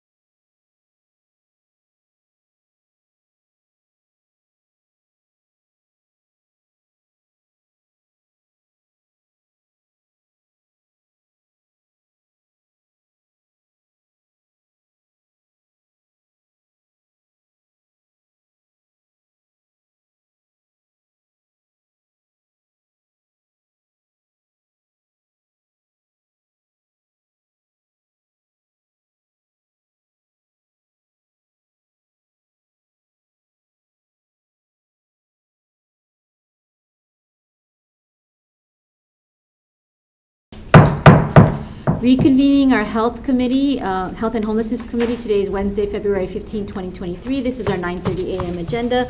Members, we are picking up with testimony on House Bill 1448. This is relating to bronchodilators. First off, we have comments from Department of Health. Comments from Attorney Generals. Good morning, Chair Bellotti, members, Deputy Attorney General Ann Horiuchi. As set forth in our testimony, we saw some terms in the bill that might be confusing with regard to school nurse, which is not a defined term. So we've suggested amendments also to clarify that this applies to department schools, so inserting the word department in a particular place in the bill. And finally, with regard to the training requirements, proposing an amendment that might clear that up. I'm available for questions. Thank you. Okay, thank you. Testimony, comments, Department of Education. Aloha Chair, Vice Chair, and members of the committee. Annie Kalam, Office of Student Support Services, Assistant Superintendent. Standing on our written testimony, I'm offering comments with some suggested amendments. Thank you. Okay, thank you. Testimony in support, University of Hawaii. Testimony in support, American Lung Association. Aloha Chair, Vice Chair, members of the committee, Pedro Haro with the American Lung Association. If you would, you have my written testimony. Unfortunately, I testified earlier. This bill was heard on the Senate side, and I found that there was a lot of confusion from some of the members. So I wanted to address some of those things. In the testimony from the Department of Education, we already hear that there is a process for children who have asthma. There is an order that needs to happen in order for children to either be able to carry their asthma or stock it in school. What is not said is that less than 500 children across the state actually have that in place currently. What is also true is that KK nurses and nurse aides are currently allowed to administer albuterol inhalers to children who need them, but it's important to note that there is not a KK nurse in every school, and usually KK nurses have the responsibility to serve several schools in a complex, so during an emergency situation, they may not be available. What this bill addresses is a gap when these health aides are not available at the moment of an emergency, as well as a variety of reasons why a child may not have their albuterol with them, or quick access to one kept at school. And that might include because families can't afford the medication, because they forgot it, because their backpacks are not readily available, such as when you're in marching band rehearsal, or PE, or sporting practice, and your belongings are back in the classroom, back in the band room, or back in the locker room. Or simply a child might be walking around with expired medication in their backpack. There's also misconceptions that schools will need to stock up various different types of medication for different children. In actuality, the American Thoracic Society, which is made up of physicians, researchers, advanced practice nurses, respiratory therapists, and other healthcare professionals, not only recommend that albuterol is safe enough to be an over-the-counter medication, but that one type of albuterol kept in all schools will be sufficient enough for all children in respiratory distress. The National Association of School Nurses also encourages policies allowing schools to keep and administer albuterol. Currently, if a child cannot administer the medication by themselves, such as young children in grades 1, 2, 3, and a health aide is not available or on campus, a call is made to 911, prompting an ambulance to transport that child to an emergency room. That means that the parents incur the cost of that ambulance visit, as well as the high cost of an emergency room visit, not to mention the resources of the emergency room are taken up over a situation that would have been easily solved by a puff of an inhaler. In a study conducted in Arizona, after they adopted this policy, they found out that over 80% of children who experienced respiratory distress and were given albuterol by a staff at a school simply returned to the classroom. Finally, this policy does not force the OE or any school to to stock albuterol. It simply allows the OE the ability to do so if schools choose to adopt this policy based on their needs of a particular school. What we know is that asthma rates in Native Hawaiian and Filipino youth are higher than the state average, and the state average is already higher than the national average. We also see higher rates for children on Hawaii County, West Oahu, and parts of Maui, as well as children who are exposed to VOG experience an exorbitant high amount of triggers. Because of the way the policy is written, the DOE can create small pilots and not incur large costs. In most other states that have implemented this policy, the medication has been donated by pharmaceutical companies, or grants have been able to secure the medication with no additional cost to the schools. This is common sense legislation that has already been adopted by 15 states. We really should not wait until there's an unfortunate situation when one of our children faces serious health consequences or even death for us to implement this simple policy. Thank you, and I'm available for questions. Thank you. Testimony in support from Hawaii Medical Association, Dr. England. Testimony in support, Hawaii Public Health Association, Holly Kessler. Testimony in support, Hawaii Children's Action Network Speaks, Nicole Wu. Testimony in support, Hawaii Public Health Institute, Peggy Mearswell. Testimony in support, Aloha Care, individual Valerie Chang, support with comments. Lynn Gerald, PhD, in support. Cynthia Goto, in support, individual. Julian Lipscher, in support, individual. Any other testifiers in the room? Any other testifiers in Zoom? Seeing none, members' questions. Questions for AG. Does the insertion of department before school enable it to cover charter schools? No, that's what we're trying to clarify, because I think this is adding it just to Chapter 302A, which would, and so let's see. What needs to be clarified to make sure it's all public schools? If it were to be all public, using the word public, then that would apply to both department schools and to charter schools. Okay, so if it were just to apply to department schools under DOE, it would just then use the word department in front of the word school. So can I put public school at page 3, lines 4 and 8? Would that solve that? So to clarify that it is all public schools. Page 3, lines. I'm sorry, what was that? Page 3, lines 4 to 8. 4 to 8. All public school may contain. Okay. Oh wait, I'm sorry. Looks like page. Am I looking at the right? School.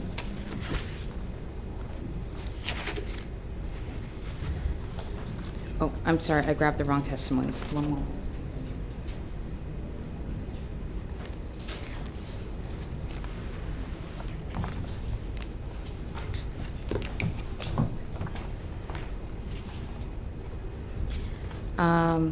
Yes, if it's going to apply to all public schools, then inserting public in front of school before on page 3, line 4, and then line 8, right? Would do it. And that would, and it seems that it would, then the charter schools would have to be following the DOE's protocol as referenced in line 11. Okay, we'll leave that there for now. Okay. Thank you. Members, any other questions? Representative Kobayashi, go For ahead. AG, look on page 11, the bottom.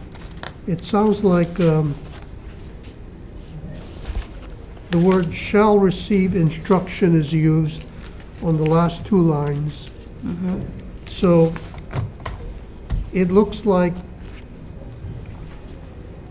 any employee or agent who volunteers to administer in an emergency situation. In other words, every potential volunteer, every potential employee or agent would have to be trained, Yes. which is Well- virtually the entire school. Well, who volunteers system. to administer the bronchodilator? So I think the school would be, seeking out who is going to volunteer to be trained on how to properly administer the bronchodilator. But as suggested earlier, that emergency situation could occur in a number of different situations. Correct. But again, we're recommending that with this inserted portion into the statute, this is just saying that anyone who's volunteering to do so really should receive the training on how to, I think, because this would address how to recognize the signs and symptoms. But you understand that virtually everybody in DOE who potentially might be in an emergency situation would have to be trained. Again, I mean, this is crazy. You gonna train everybody? I think if we're going to have these people stating that they are going to volunteer to administer the bronchodilators, we'd want to do that. I mean, and this is also setting forth the training requirements for people. Yeah, I mean, I think that just should have broad Good Samaritan language to allow. Thank you for the comments We can- and dialogue. Yeah. Right. Thank you. We can look Any at that other if it's questions? inserted. Any other questions, comments, or concerns? Okay, members, my recommendation for this bill, for House Bill 1448, is going to be to pass out a House Draft 1 that's going to adopt the amendments of the AG's number 1 to replace school nurse or nurses with school health aides. There's second one, instead of department school, public school before, on page 3, lines 4 and 8, to adopt their recommendation regarding the training and that a qualified healthcare professional means a licensed physician, physician assistant, advanced practice registered nurse, or registered nurse. I think this is consistent with the recommendations by NASAN, or yes, the NASAN, the Nancy Atmosfera Walsh School of Nursing. If it's not, then we're going to ask that that be also put in. And finally, to Representative Kobayashi's point on that section that is overly broad, which I agree with him, we will change that to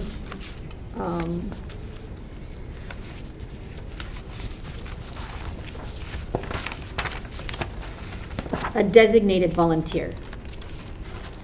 So that's going to presuppose that there is, so at page 11, line 19, any employee or agent who is a designated volunteer to administer a bronchodilator. That presupposes a plan in place where the school that is choosing to do this will have a pre-designated volunteer.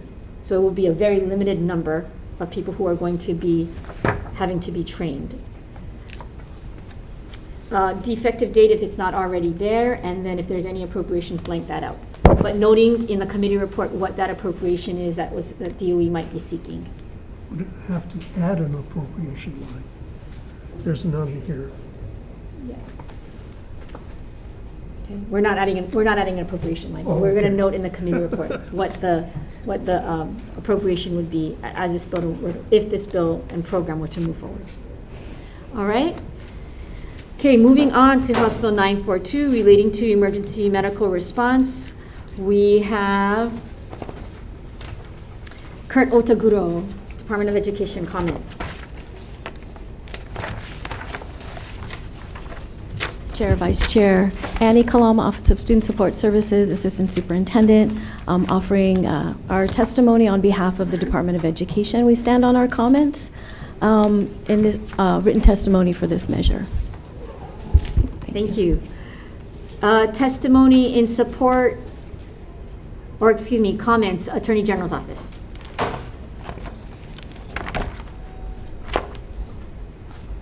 Good morning, Chair, Vice Chair, members, Ann Horiuchi from the Department of the Attorney General.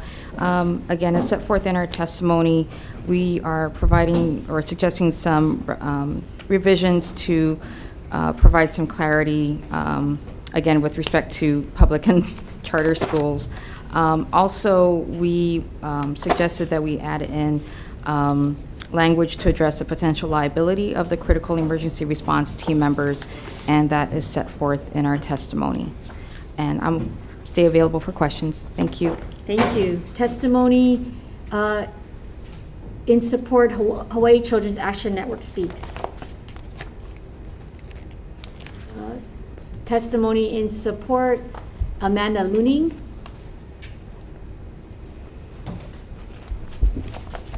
Aloha, Chair and committee members.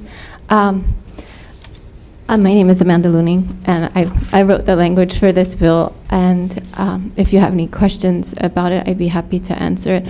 I want to just thank you for your really careful consideration of this. I know I've been incredibly pestering, and that the clarification around the minutes matter piece and the necessity to practice in the schools was kind of removed from this version, and I think that's a really critical piece to make sure that folks can get there within that critical period, and so I would hope that some of the language from the Senate bill would be added back in, if at all possible.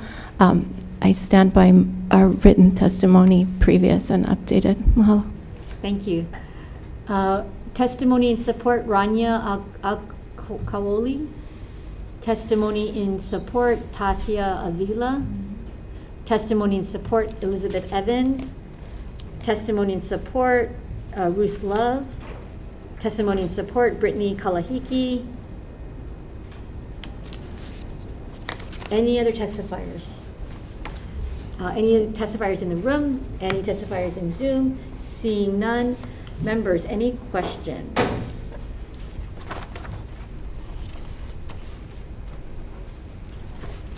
Okay.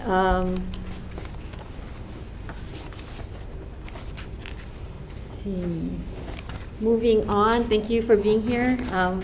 We will be moving some version of this out. I need to take a look more closely at some of the recommendations, but we will take up decision making on that at 11:30. Okay, moving on to House Bill 603, House Draft 1, Youth Mental Health Services. We have testimony from Department of Education. Comments.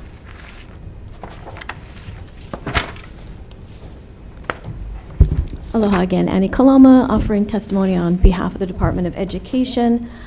We stand on our written testimony, offering comments and suggested amendments. We're here if you have questions. Thank you. Thank you. Testimony in support, Hawaii Youth Services Network. In support. In support, Zoe. In support, Taylor Sandin. In support, Andrea Dudalau. In support, Avery McGurk. And in support, Nanea Lowe. We have testimony, late testimony from Michael EKM Older. Arlen Redoble, also in support. Ruth Love in opposition. Any other testifiers in the room? Any other testifiers via Zoom? Seeing none, members, questions? Questions? I have questions for the Department of Education.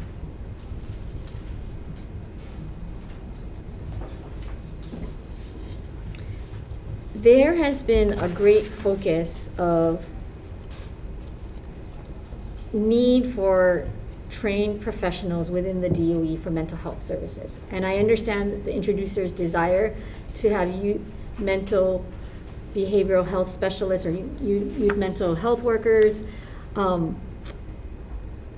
does this stack up in alignment or in relation to the other behavioral health specialists that are already employed by the Department of Education?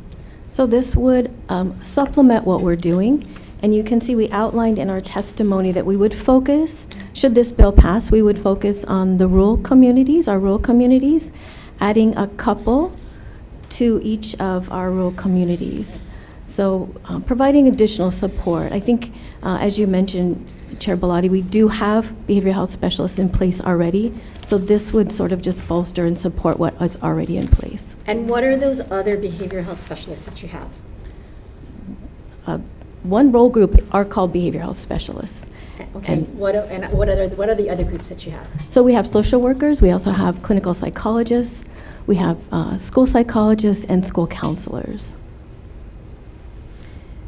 How many vacancies do you have across the system on each of these levels? I can't tell you all of the vacancies. I'm going to ask Ida Bonilla, program manager, to come up. She may have a better idea on the vacancies for each of those.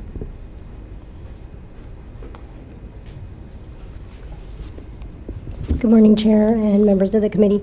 I don't have the exact numbers, but I would be able to get that for you. So it's been fluctuating. So we did see a drop during COVID with the number of folks leaving the profession, actually. But recent numbers, we've seen an uptick, and I would be able to get you the current vacancy data. Okay. Are all those vacancies, if they are, and I'm assuming there's actually hundreds, it's not just what are the amounts if it's smaller amounts? So for depending on the role group, we were looking at maybe a 20% vacancy.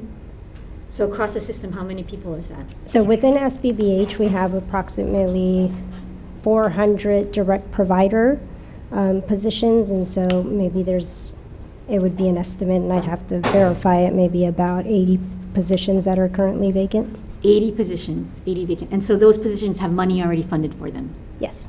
Okay, so this would be adding on, and we're not even certain that there are going to be youth mental health specialists available because of the workforce shortage? Correct. Okay.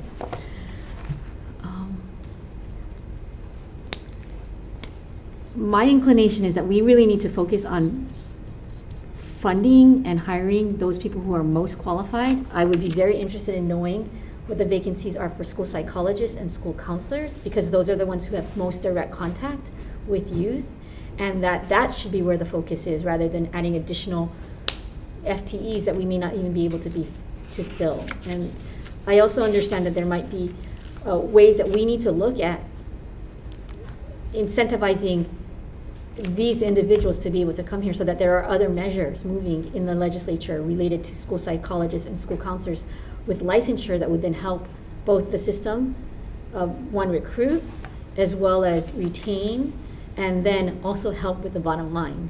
Because as you know, that there is been this effort to ensure that there is Medicaid billing for all of these individuals who are more highly qualified. And as much as I appreciate the introducer for this measure, I think this needs to be understood in the whole ecosystem of behavioral health specialists that are available. And we need to fix and focus on those areas that we have, rather than just add more additional FTEs to what is apparently, to me, a very broken system at the moment, because we don't have those vacancies filled. That's my comments, and thank you for helping to shed light on this, but this is going to help us with the conversation about this. And again, my inclination based upon this conversation is going to be defer to this measure and to really focus on the interim to ensure that all of these other areas are what we start to focus on bolstering, rather than adding just an additional amount of FTEs and monies that we don't even know that we can fully satisfy. Okay, thank you. Thank you, members. That's going to be my recommendation. You have a question? What does the words school-based means? To me, it seems that this is asking for individual schools to have this kind of service. School-based does mean school-based, so it's at the school level. Our behavioral health specialists are deployed from a complex area to schools. And some schools have a full-time behavioral health specialist on staff, others part-time, at least access to. So even if the specialist is at the complex level, that would still be called school-based? They're still providing services at the school level, yes. Okay, thank you. I have a quick question. Go ahead. Has the department identified what the biggest drivers are that are causing these shortages in these critical positions? And what is the department doing to address those critical shortages? So we're doing a few things, and I don't know that we've specifically identified why there is a shortage. I think there's a national shortage, so we just know that there is a shortage.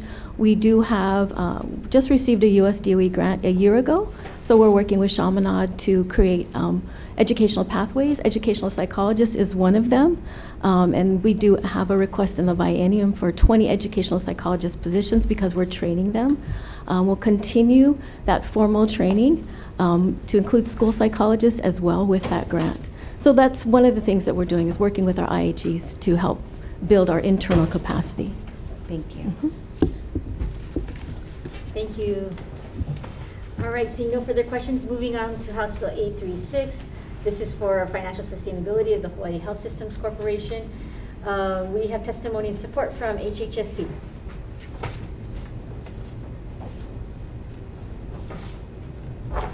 Good morning, Chair Bellotti, Vice Chair Takanouchi, and members of the committee. I'm Linda Rosen, CEO for Hawaii Health Systems Corporation. I'll stand on our written testimony, and thank you for your support. Thank you. Wonderful to see you, Dr. Rosen. Any other testifiers in the room? Any other testifiers via Zoom? Seeing none, members, any questions? Go ahead, Representative Kobayashi. How much would it cost? Yes, Representative. Go ahead, ask your How question. much would it cost? I don't know. I don't really know what the exact scope is. You know, from reading the bill, it just talks about exploring ways for sustainability. And that's a rather sort of general, broad description. But I think, you know, having, it's certainly true that there is a lot of conversation about how HHSC can potentially need less of a subsidy, and I think that's the kind of focus that it would probably take. So But maybe you not don't know that how different much? from the Stroudwater report that was done some years ago, too. I mean, what does sustainability mean to you? Well, it could mean several things. So if you're asking what does the bill think sustainability means, I'd be interested to know. I did not draft the bill, but I know Representative Garrett spoke about it. He's been a board member for HHSC. So I think in general, I would guess his concern is that, you know, are there ways that we could potentially be more self-sufficient? Now, previously, that was your job, and you no longer perform that job. So do the regions do any kind of sustainability efforts? Well, they do have strategic plans, That's but not I the don't know same. if that's what you would mean by sustainability efforts. I think for us, we're just trying to maximize our ability to get revenue in the healthcare delivery system, which is a very fixed and limited way that we can get revenue. But we're constantly trying to maximize that, and I think if you look at our record over the last few years, we've done a very good job of that. But there may be more that we can do, so that's why we do support the bill. If it's legislature's will that there be a consultation to see if there's more that we could do, then we're certainly amenable to that. Okay, thank you. Thank you. Thank you. Any other further questions? All right, seeing none. Members, we have taken all the testimony on our 9:30 a.m. agenda. We will reconvene at 11:30 a.m. for DM on this agenda. I want to note that we did receive, and I didn't know, late testimony from Ruth Love in comments on House Bill 1448. That was late testimony that we received. Members, we are done with our 9:30 a.m. agenda. We are going to recess for DM at 11:30, and we will be opening up our 11 a.m. agenda in 10 minutes. We are in recess.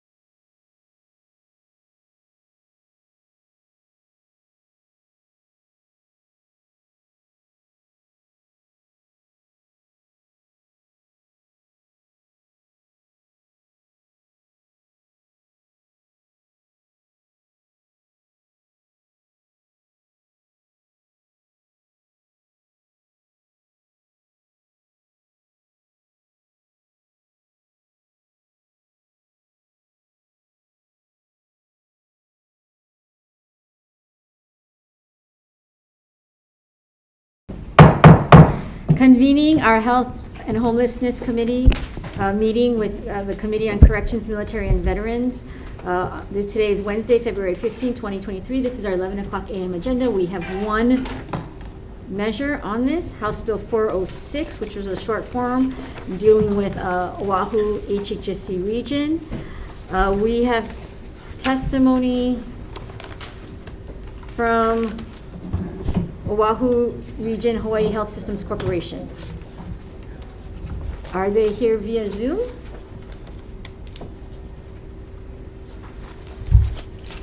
Okay. Do we have any other testimony? Department of Health? Oh, sorry, comments from the Department of Health?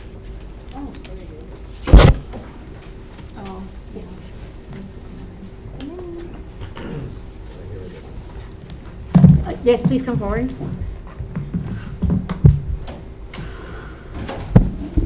Chairs and members of the committees, my name is Marian Tsuji. I'm the Deputy Director for Department of Health, Behavioral Health section, and we offer the following comments. We have been working with Oahu Region to identify space and to help them develop their strategic plan. We'll have to defer to Oahu Region regarding the Akaka facility. Thank you.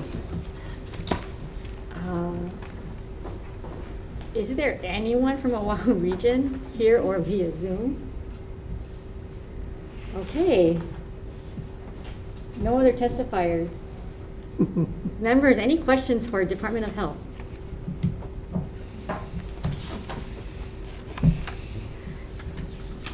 Department of Health, can you please come forward? I will say, and I will say this publicly, while we do have the testimony of Oahu Region Health Systems Corporation in this is a very pivotal bill for them, because if we do not change any of this, they will be subsumed by the Department of Health. So can you shed a little bit of light as to why we should adopt this, or I can go take this off the table and we can just go back to the implementation?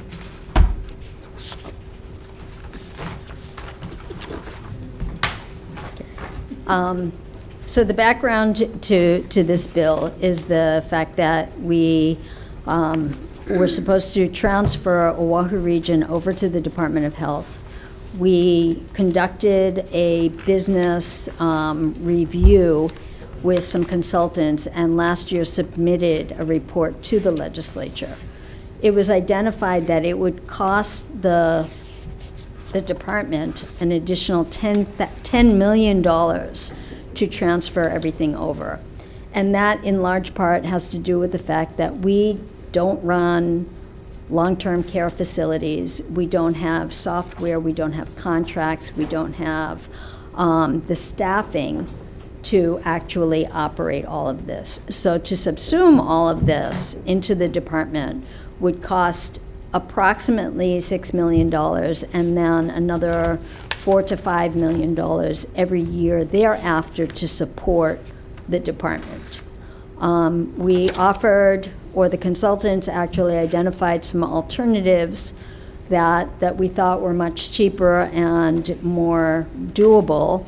But the department's position on this has really been that we have been working with Oahu Region in identifying space. Right now, we have 3 memorandums of agreement with Oahu Region to use space at Leahi Hospital. And those are for 3 separate programs. We're looking right now to use additional space there, and we're also looking at Maluhia as an option, since both of those facilities are part of Oahu Region. Thank you. I recognize that Mr. Sean Sonata is here from Oahu Region. Would you like to amplify or testify on this measure now? Thank you. Thank you. Good morning, chairs, vice chairs, my apologies. Just to follow up to what Ms. Tsuji had mentioned about, our working together with the DOH. It's been great, to be honest. I know that there was a change in administration, change in leadership with the Department of Health after Act 212 had passed. But since that time, I mean, I don't want the committees to think that we weren't doing anything. You know, during this entire time period, we were working on collaborating to develop new projects, as well as working on the transition. And so, Ms. Suja is correct that we do already have 3 memorandums of agreement. We have one particular program that focuses on behavioral health at the Leahi campus, and we're looking to expand that particular project. One thing I would like to emphasize is that there's a lot of talk about Leahi Hospital and Maluhia having a lot of space. You know, we have a lot of space, true, but there should be a differentiation between what space is actually usable right now and what space needs to be renovated. As stated in our testimony, there is a lot of unused space, but it sits in a very dilapidated state, and it will require millions of dollars in CIP appropriations and lots of time to get it fabricated to clinical use or even just general commercial use. But in our discussions with the Department of Health, we have been collaborating, and we do have tons of ideas for using the space, and it can be, they can materialize if we are able to fabricate those spaces.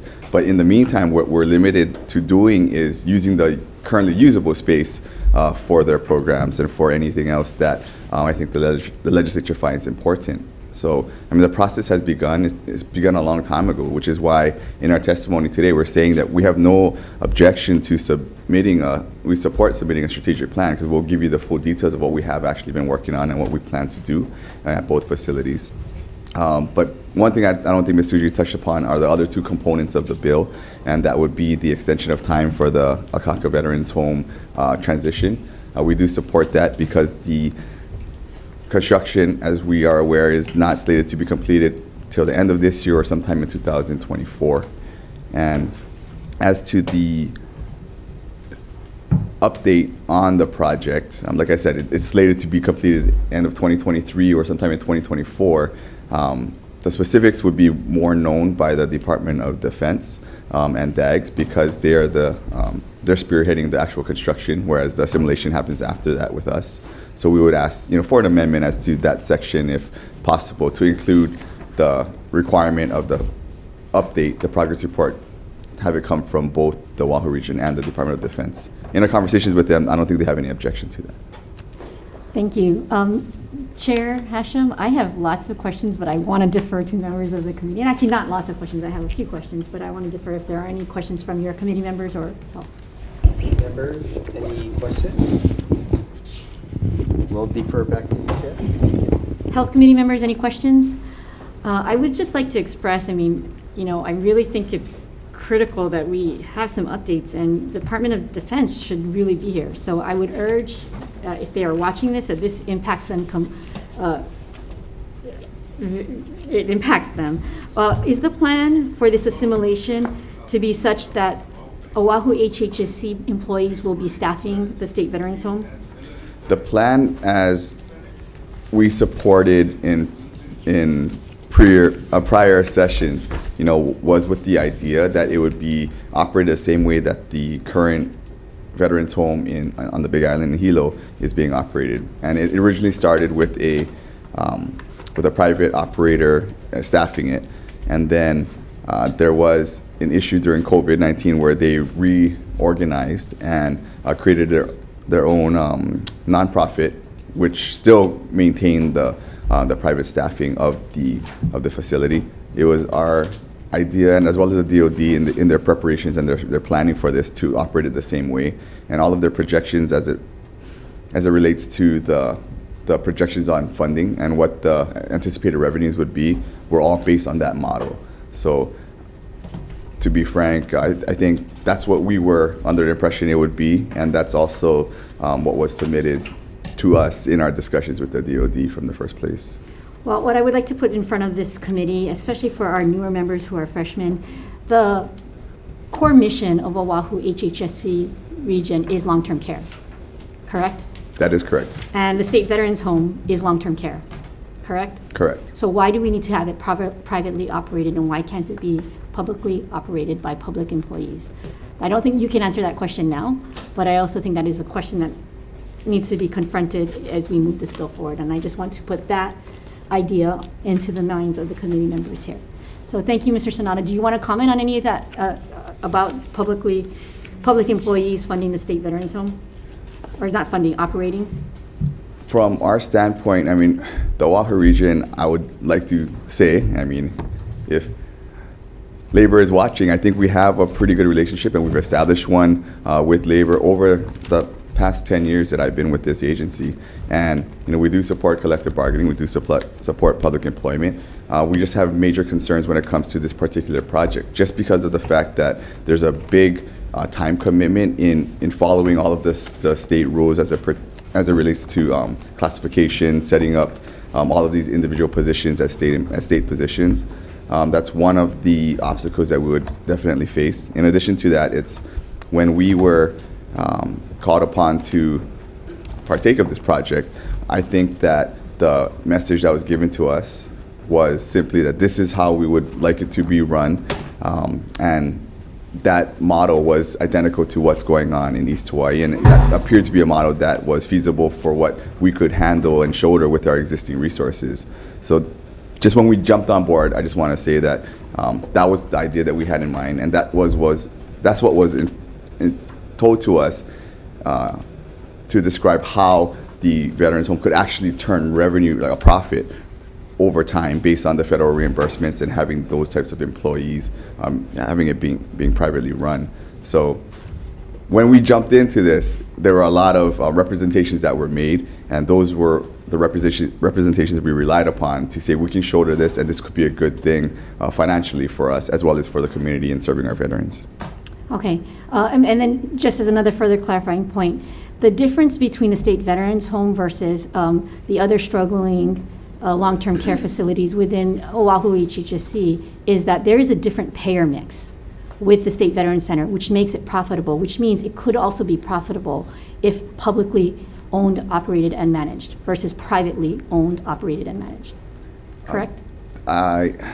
Respectfully, based on the numbers that we have seen, the answer is no.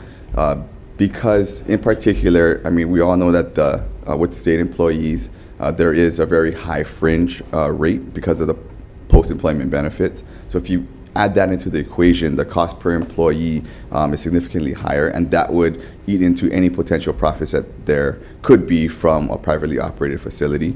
And so these are all based on projections, however.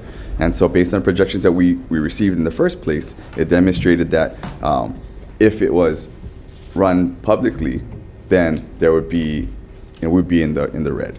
And that's a standalone analysis without looking at what you folks are also doing in Maluhia and Leahi space, where you could expand upon rental of those facilities, correct? Yes, it's a standalone analysis of the Veterans Home, correct. Thank you. Chair, any questions? Questions, Representative Kobayashi? So it looks like you did some analysis, and your analysis is essentially that the Veterans Home could be run profitably through a private operator, but not profitably if it were public state employees. That's correct. What's the difference in dollar amounts, either totally or per employee? I don't have that information. The projections that were provided to us were based on a study that was done by the DoD in the preliminary planning of the facility in the first place. Those numbers, I believe, were previously presented to the legislature by the DoD, but just for your convenience, I can ask them to resend a copy of all of those projections that they had made. I note, however, that the study was done pre-COVID, and there's been a lot of changes since then relating to inflation, supply chains, and things that we're experiencing right now in the construction of the facility that were not anticipated at the time the study was done. But nevertheless, that's what we have at our disposal to rely upon, and that's what we can send over to you. Under current situation, would we expect that the Veterans Home would be operational upon completion, or would there be a gap when there would be a completed building but no operation? So based on our discussions with the DoD, we've been meeting every single week, to get updates on the construction and talk about how this will move forward. And if we put certain assumptions in place, let's say that it will be run as originally anticipated through a private contractor. There are certain variables that need to be taken into account. There's a big workforce shortage right now that wasn't anticipated in the past. But in any event, if we were to go with the original model, then I think the idea was that it could happen quicker and we would be starting now. For example, starting the current timeline projected a submission of the RFP sometime in April with anticipated results and a selection of an operator by December. And if that timeline were to work out and we were to select an operator, then it really becomes a part of negotiations with the operator for when the facility is actually completed and they can hit the ground running. That's the idea. On the other hand, if we went with the public sector model, we would be working right now with DHER to try and get all of these needed positions established. That can take some time. And then it'll be our standard recruitment processes where we're posting the jobs, online on the DHER website and maybe even advertisement for the position. And the timeline for that, I can't say because that rests with DHER and the other departments. No, it sounds like you're suggesting that an operator would be selected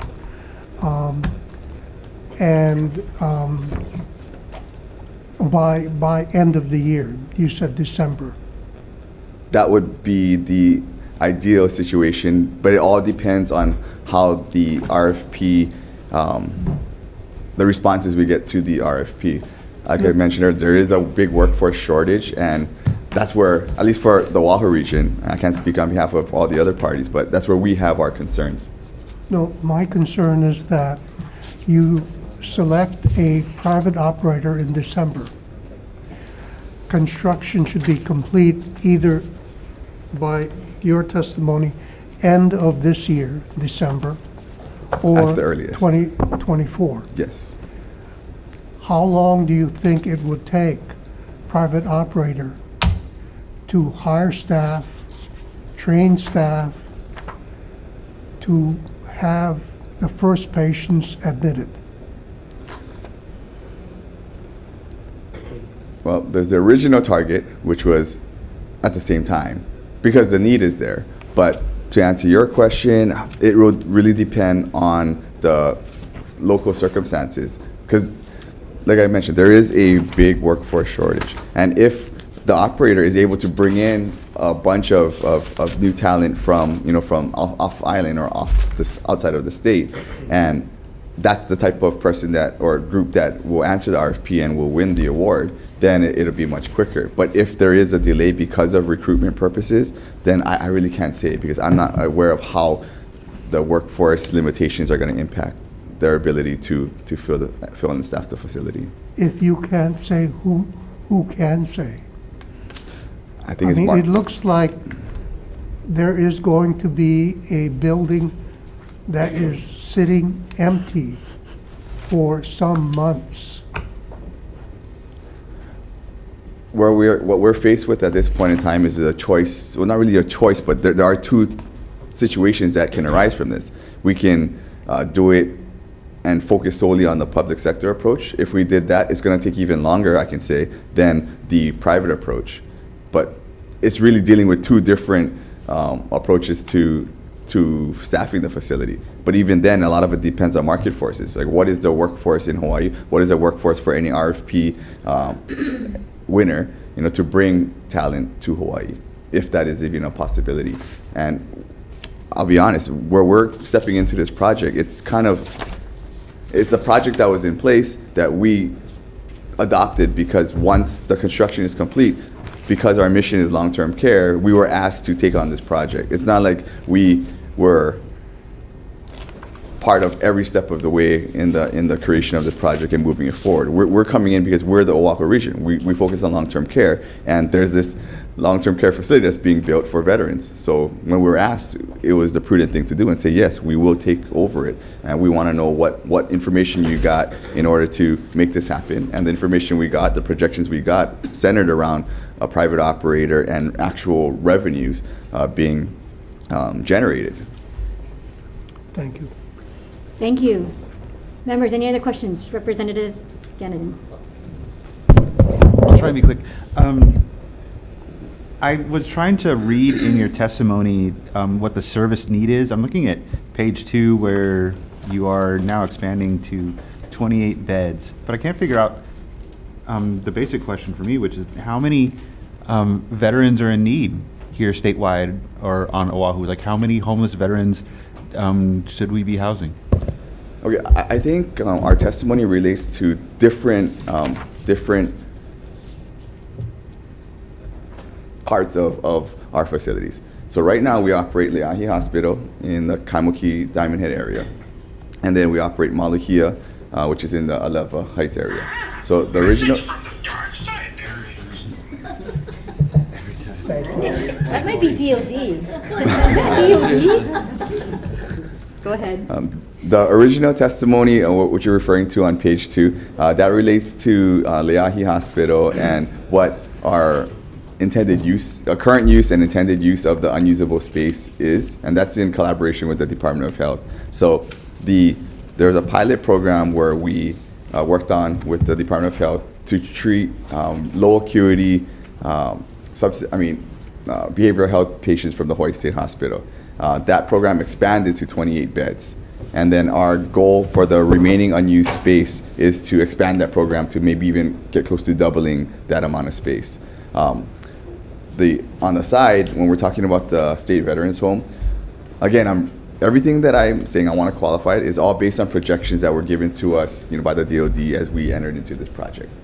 But I can tell you that the needs on Oahu in particular for long-term care for veterans, people who would be eligible for this, my understanding is that the need is so high that once the facility opened, assuming we had all of the staff, like Representative Kobayashi mentioned, and it was fully staffed and operational, we could fill it immediately. And so there is a very high need for long-term care services, by veterans who would qualify for the program. Okay. Thank you. Members, any other further questions? All right, seeing none. Chair's recommendation based upon this conversation, and clearly there's a need to understand the strategic planning of all of the facilities that are going to come under the control of Oahu Regional Healthcare System.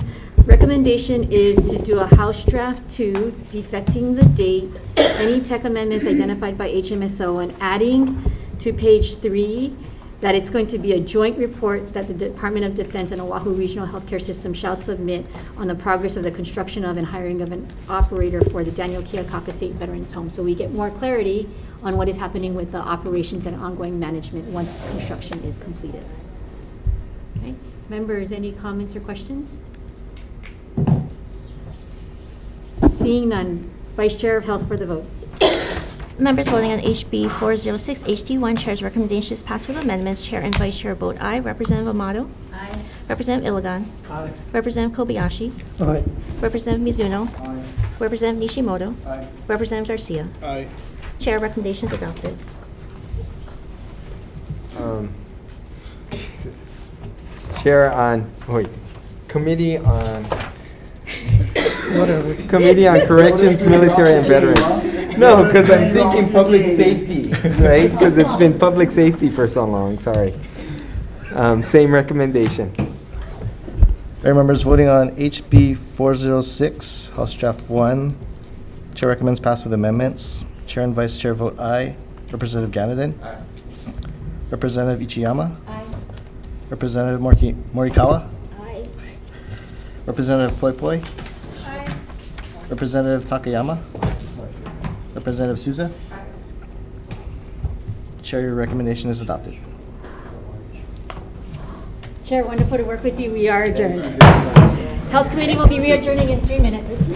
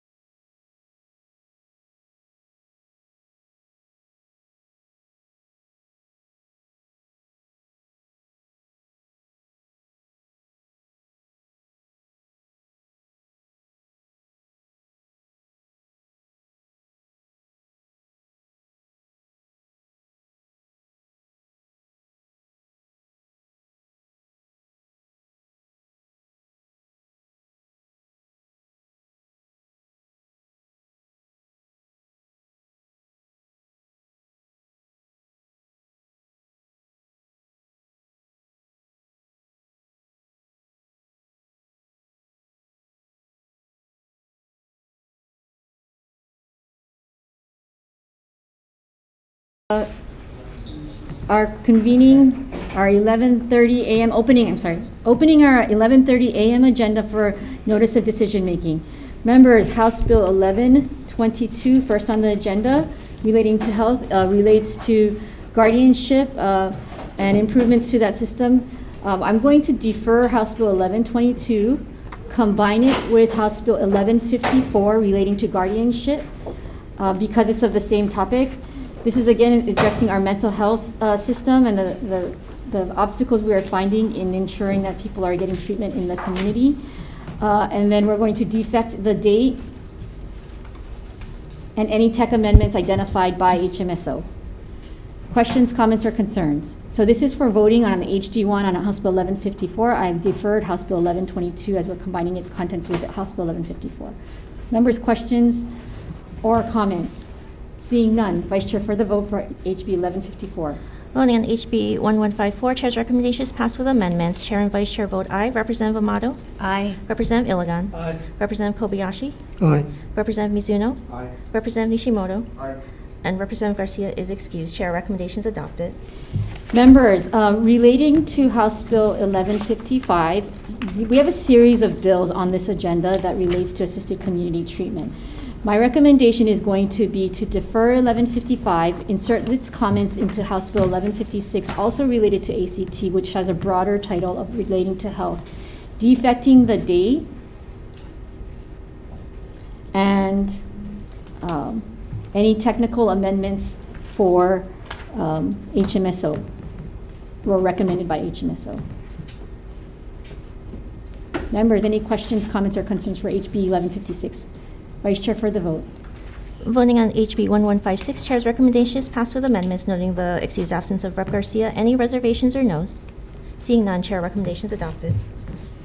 Members, moving to relating to Uniform Controlled Substances Act, House Bill 1097. Chair's recommendation is going to be to defect this date and move it on for further consideration. Okay, I'm going to move House Bill 70 with okay, hold on. Let me move. Sorry. Okay. Chair's recommendation is going to be to move a House Draft 1 on House Bill 70. And let me make sure.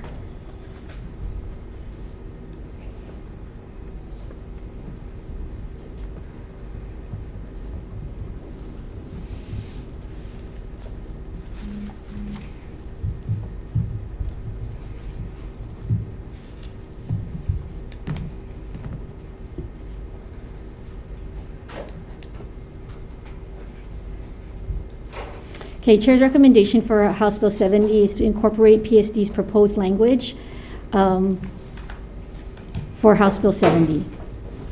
And then incorporate the carve-out exception for licensed medical dispensaries to sell manufactured products with naturally occurring Delta 8. So this is for House Bill 70.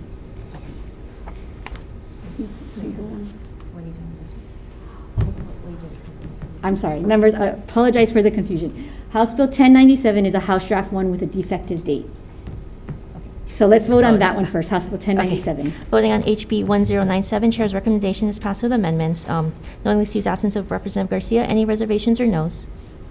Seeing none, Chair recommendations adopted. Okay, on House Bill 70 is a House Draft 1 incorporating PSD's proposed language and incorporating Aloha Green's testimony carving out an exception for licensed medical dispensaries to sell manufactured products with naturally occurring Delta 8. All right, and a defective date. Chair, questions? Wasn't there an issue about the terminology of Delta 8, Delta 9? That would be incorporated by the PSD's proposed language. Okay. All right. Any other questions, comments, or concerns? Seeing none, Vice Chair for the vote. Voting on HB 70, Chair's recommendation is passed with amendments noting Rep. Garcia excused. Any reservations or noes? Seeing none, Chair recommendations adopted. Members, moving to House Bill 1201, this is relating to noise pollution. Recognizing that this is an important issue for members, but that there is concerns about some of the preemption. Moving this forward with tech amendments and a defective date for further discussion. of June 30th, 3000. Vice Chair for the vote. Voting on HB 1201, Chair's recommendations passed with amendments, noting Rep. Garcia excused. Any reservations or noes? Seeing none, Chair recommendations adopted. Okay, relating to behavioral health crisis stabilization beds, members, where there's a very good discussion about what we need for terms of funding, but because this is going to be taken up in other measures, I'm going to defer House Bill 1433. Members, I'll come back to House Bill 278, moving to House Bill 180, House Bill 440, and House Bill 1396. These are a series of bills relating to cesspools. Chair's recommendation is going to be to defer House Bill 180 and House Bill 140, moving those contents all into House Bill 1396, altering the preamble to identify the work of the working group, and that these are all recommendations following from that.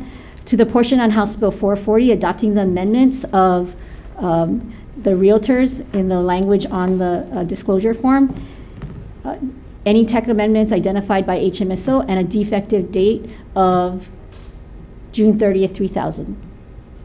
So members are moving all of their cesspools initiatives into one bill. Members, any comments, questions, or concerns? This is House Bill 1396 for a House Draft 2. All right. Vice Chair for the vote. Voting on HB 1396, HT1, Chair's recommendations passed with amendments, noting Rep. Garcia excused. Any reservations or noes? Seeing none, Chair recommendations adopted. Members, House Bill 378, this is relating to controlled substances and the methadone clinic. Lots of conversation about this, and this is an important issue as we're looking at how we treat these types of clinics, but concerned also with the effect of what some of these measures might do. My recommendation is going to be to increase the compliance of this act for a period of 3 years, to create a working group that will encourage collaboration and consultation with the relevant stakeholders around the methadone clinic. So this includes working group members of the school, the clinic, and the relevant department and agencies, and also a member of substance use disorder services clinics. Let me walk that back, members. A member of HAH to help us understand how this might impact hospitals that are in this potential impact, because there are now going to be hospitals and private offices that might also be doing some of these kinds of services that might be impacted. Okay, and a defective date of June 30th, 3000. Members, any questions, comments, or concerns? Seeing none, for the vote. Voting on HB 378, Chair's recommendations passed with amendments, noting Rep. Garcia excused. Any reservations or noes? Seeing none, Chair recommendations adopted. Members, moving to House Bill 882 relating to addiction recovery care. Important topic, spoke with the introducer. We're going to defer this for further discussion, especially amongst plans that should be coming out of the counties first. Members, on House Bill 1337 relating to psilocybin, based on the testimony, Chair's recommendation is going to be to defer this and to ask the introducer to move this into a concurrent resolution where we can have a working group established similar to what's being proposed in this statutory measure. So deferring House Bill 1337. Relating to early intervention services, House Bill 1296. Members, Chair's recommendation is to pass this out as an HD1 with a defective date. And if there's any appropriations, blanking it out and moving it into the committee report. Members, any comments, questions, or concerns? Seeing none, Vice Chair for the vote. Voting on HB 1296, Chair's recommendation is passed with amendments, noting Rep. Garcia excused. Any reservations or noes? Seeing none, Chair recommendations adopted. Okay, we're going to skip over House Bill 322 and come back to it. Members, on House Bill 519, Chair's recommendation is to pass out an HD1 with a defective date and tech amendments identified by HMSO. Members, comments, questions, or concerns? Seeing none, Vice Chair for the vote. Voting on HB 519, Chair's recommendation is passed with amendments, noting Rep. Garcia excused. Any reservations or noes? Seeing none, Chair recommendations adopted. Members, House Bill 617, Chair's recommendation is to pass out with a defective date, blank appropriation, and tech amendments. Questions, comments, or concerns? Seeing none, Vice Chair for the vote. Voting on HB 617, Chair's recommendation is passed with amendments, noting Rep. Garcia excused. Any reservations or noes? Seeing none, Chair recommendation is adopted. Members, House Bill 597, this is another ACT amendment bill. Members, there was a number of problems with this measure. I'm going to defer this measure. House Bill 885 is again also related to ACT, and this is monies for funding and training activities around how these policies and procedures work. So Chair's recommendation for 855 is to pass with a defective date, blank out the appropriations, and move into that appropriations into the committee report. Members, comments, questions, or concerns? Okay, House, go ahead and vote for House Bill 885. Voting on HB 885, Chair's recommendation is passed with amendments, noting Rep. Garcia excused. Any reservations or noes? Seeing none, Chair recommendation is adopted. Members, House Bill 884 relating to traveling team physicians. Chair's recommendation is to pass out an HD1 defective date, adopt the Hawaii Medical Board notification recommendations, tech amendments, as well as the RICO amendments that are similar, the RICO comments which are similar to the Hawaii Medical Board comments. Comments, questions, or concerns, members, and with a defective date? Seeing none, Vice Chair for the vote. Voting on HB 884, Chair's recommendation is passed with amendments, noting Rep. Garcia excused. Any reservations or noes? Seeing none, Chair recommendation is adopted. Members, on this agenda, going back to House Bill 322 and 278, which are similarly related to Alzheimer's, Chair's recommendation is to defer HB 322 and place the working group into House Bill 278 and combine it with the contents of 278. Defective date, if there's any appropriations, move it into the committee report and blank out appropriations. And any tech amendments identified by HMSO. So we are moving it into HB 278. Vice Chair for the vote. Voting on HB 278, Chair's recommendation is passed with amendments, noting Rep. Garcia excused. Any reservations or noes? Seeing none, Chair recommendation is adopted. Thank you, members. We are adjourned on our 11:30 a.m. agenda. Been on our 8:30 a.m. agenda.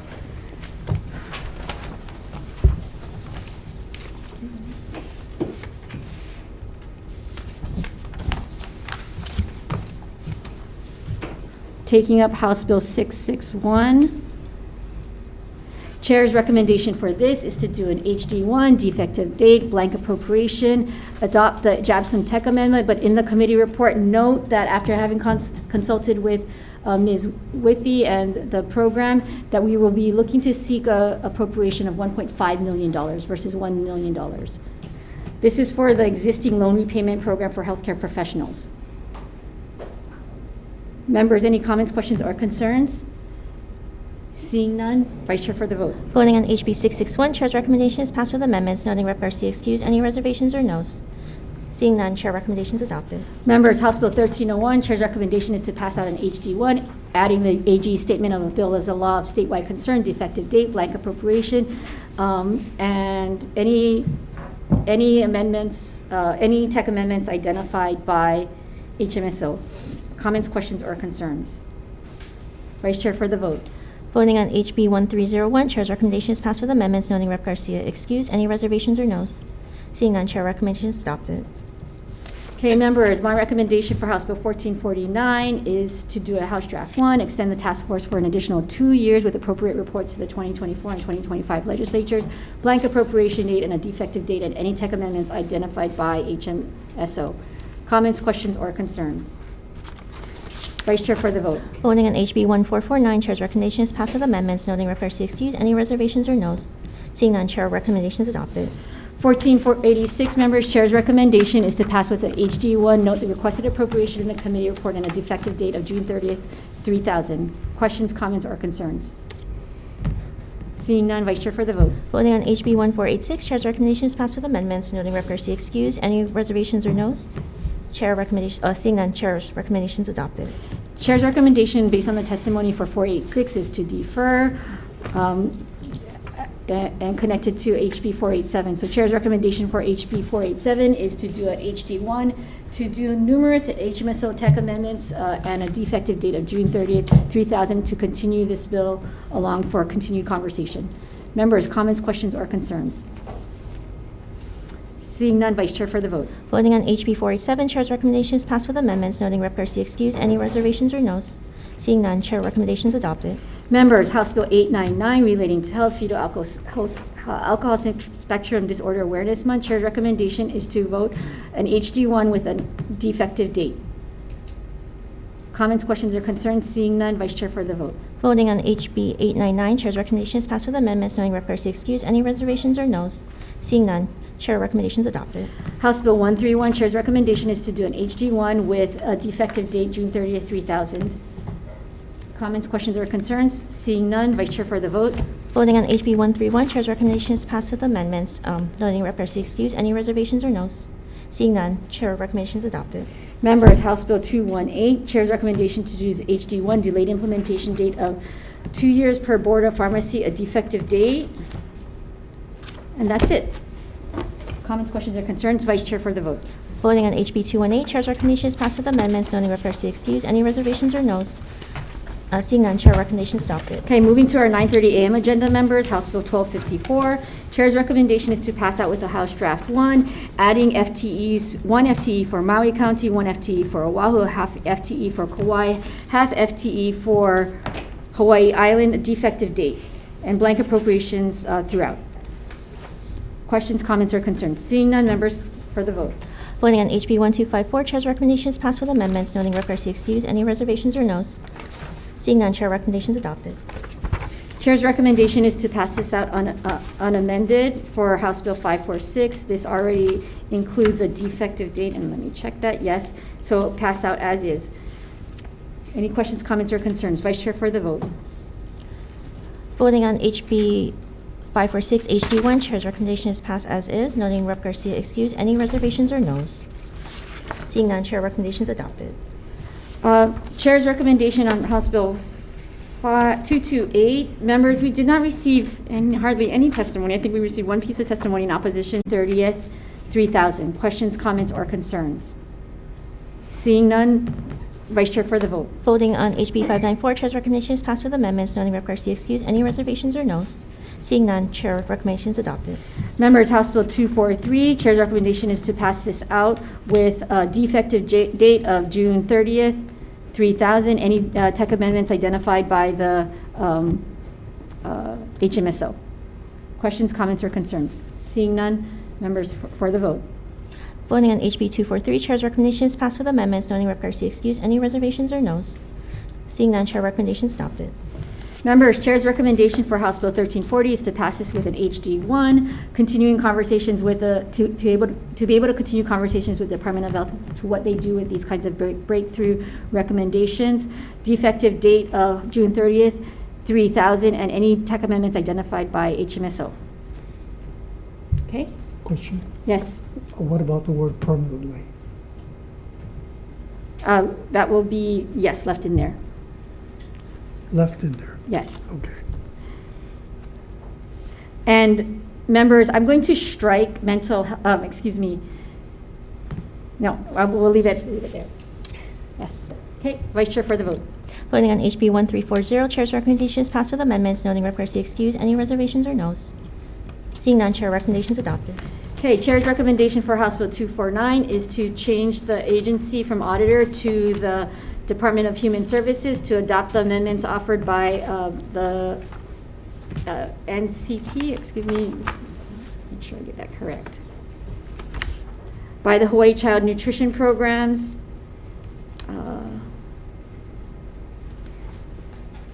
any tech amendments, and a defective date of June 30th, 3000. Public schools. And the amendment relating to public schools. Okay. Vice Chair for the vote. Voting on HB 249, Chair's recommendation is passed with amendments, noting Rep. Garcia excused. Any reservations or noes? Seeing none, Chair recommendations adopted. Chair's recommendation for House Bill 1448 is related to asthma. Chair's recommendation is to adopt the amendments of the AGs, but instead of the AGs, amendments 1 and 3, but for their second amendment to instead say public school versus department, and then to adopt the recommendations of the School of Nursing. And, excuse me, yes, the School of Nursing and the Department of Education relating to the department protocols of prescribing physicians and advanced registered nurses. Okay? Defective date and any tech amendments identified by HMSO.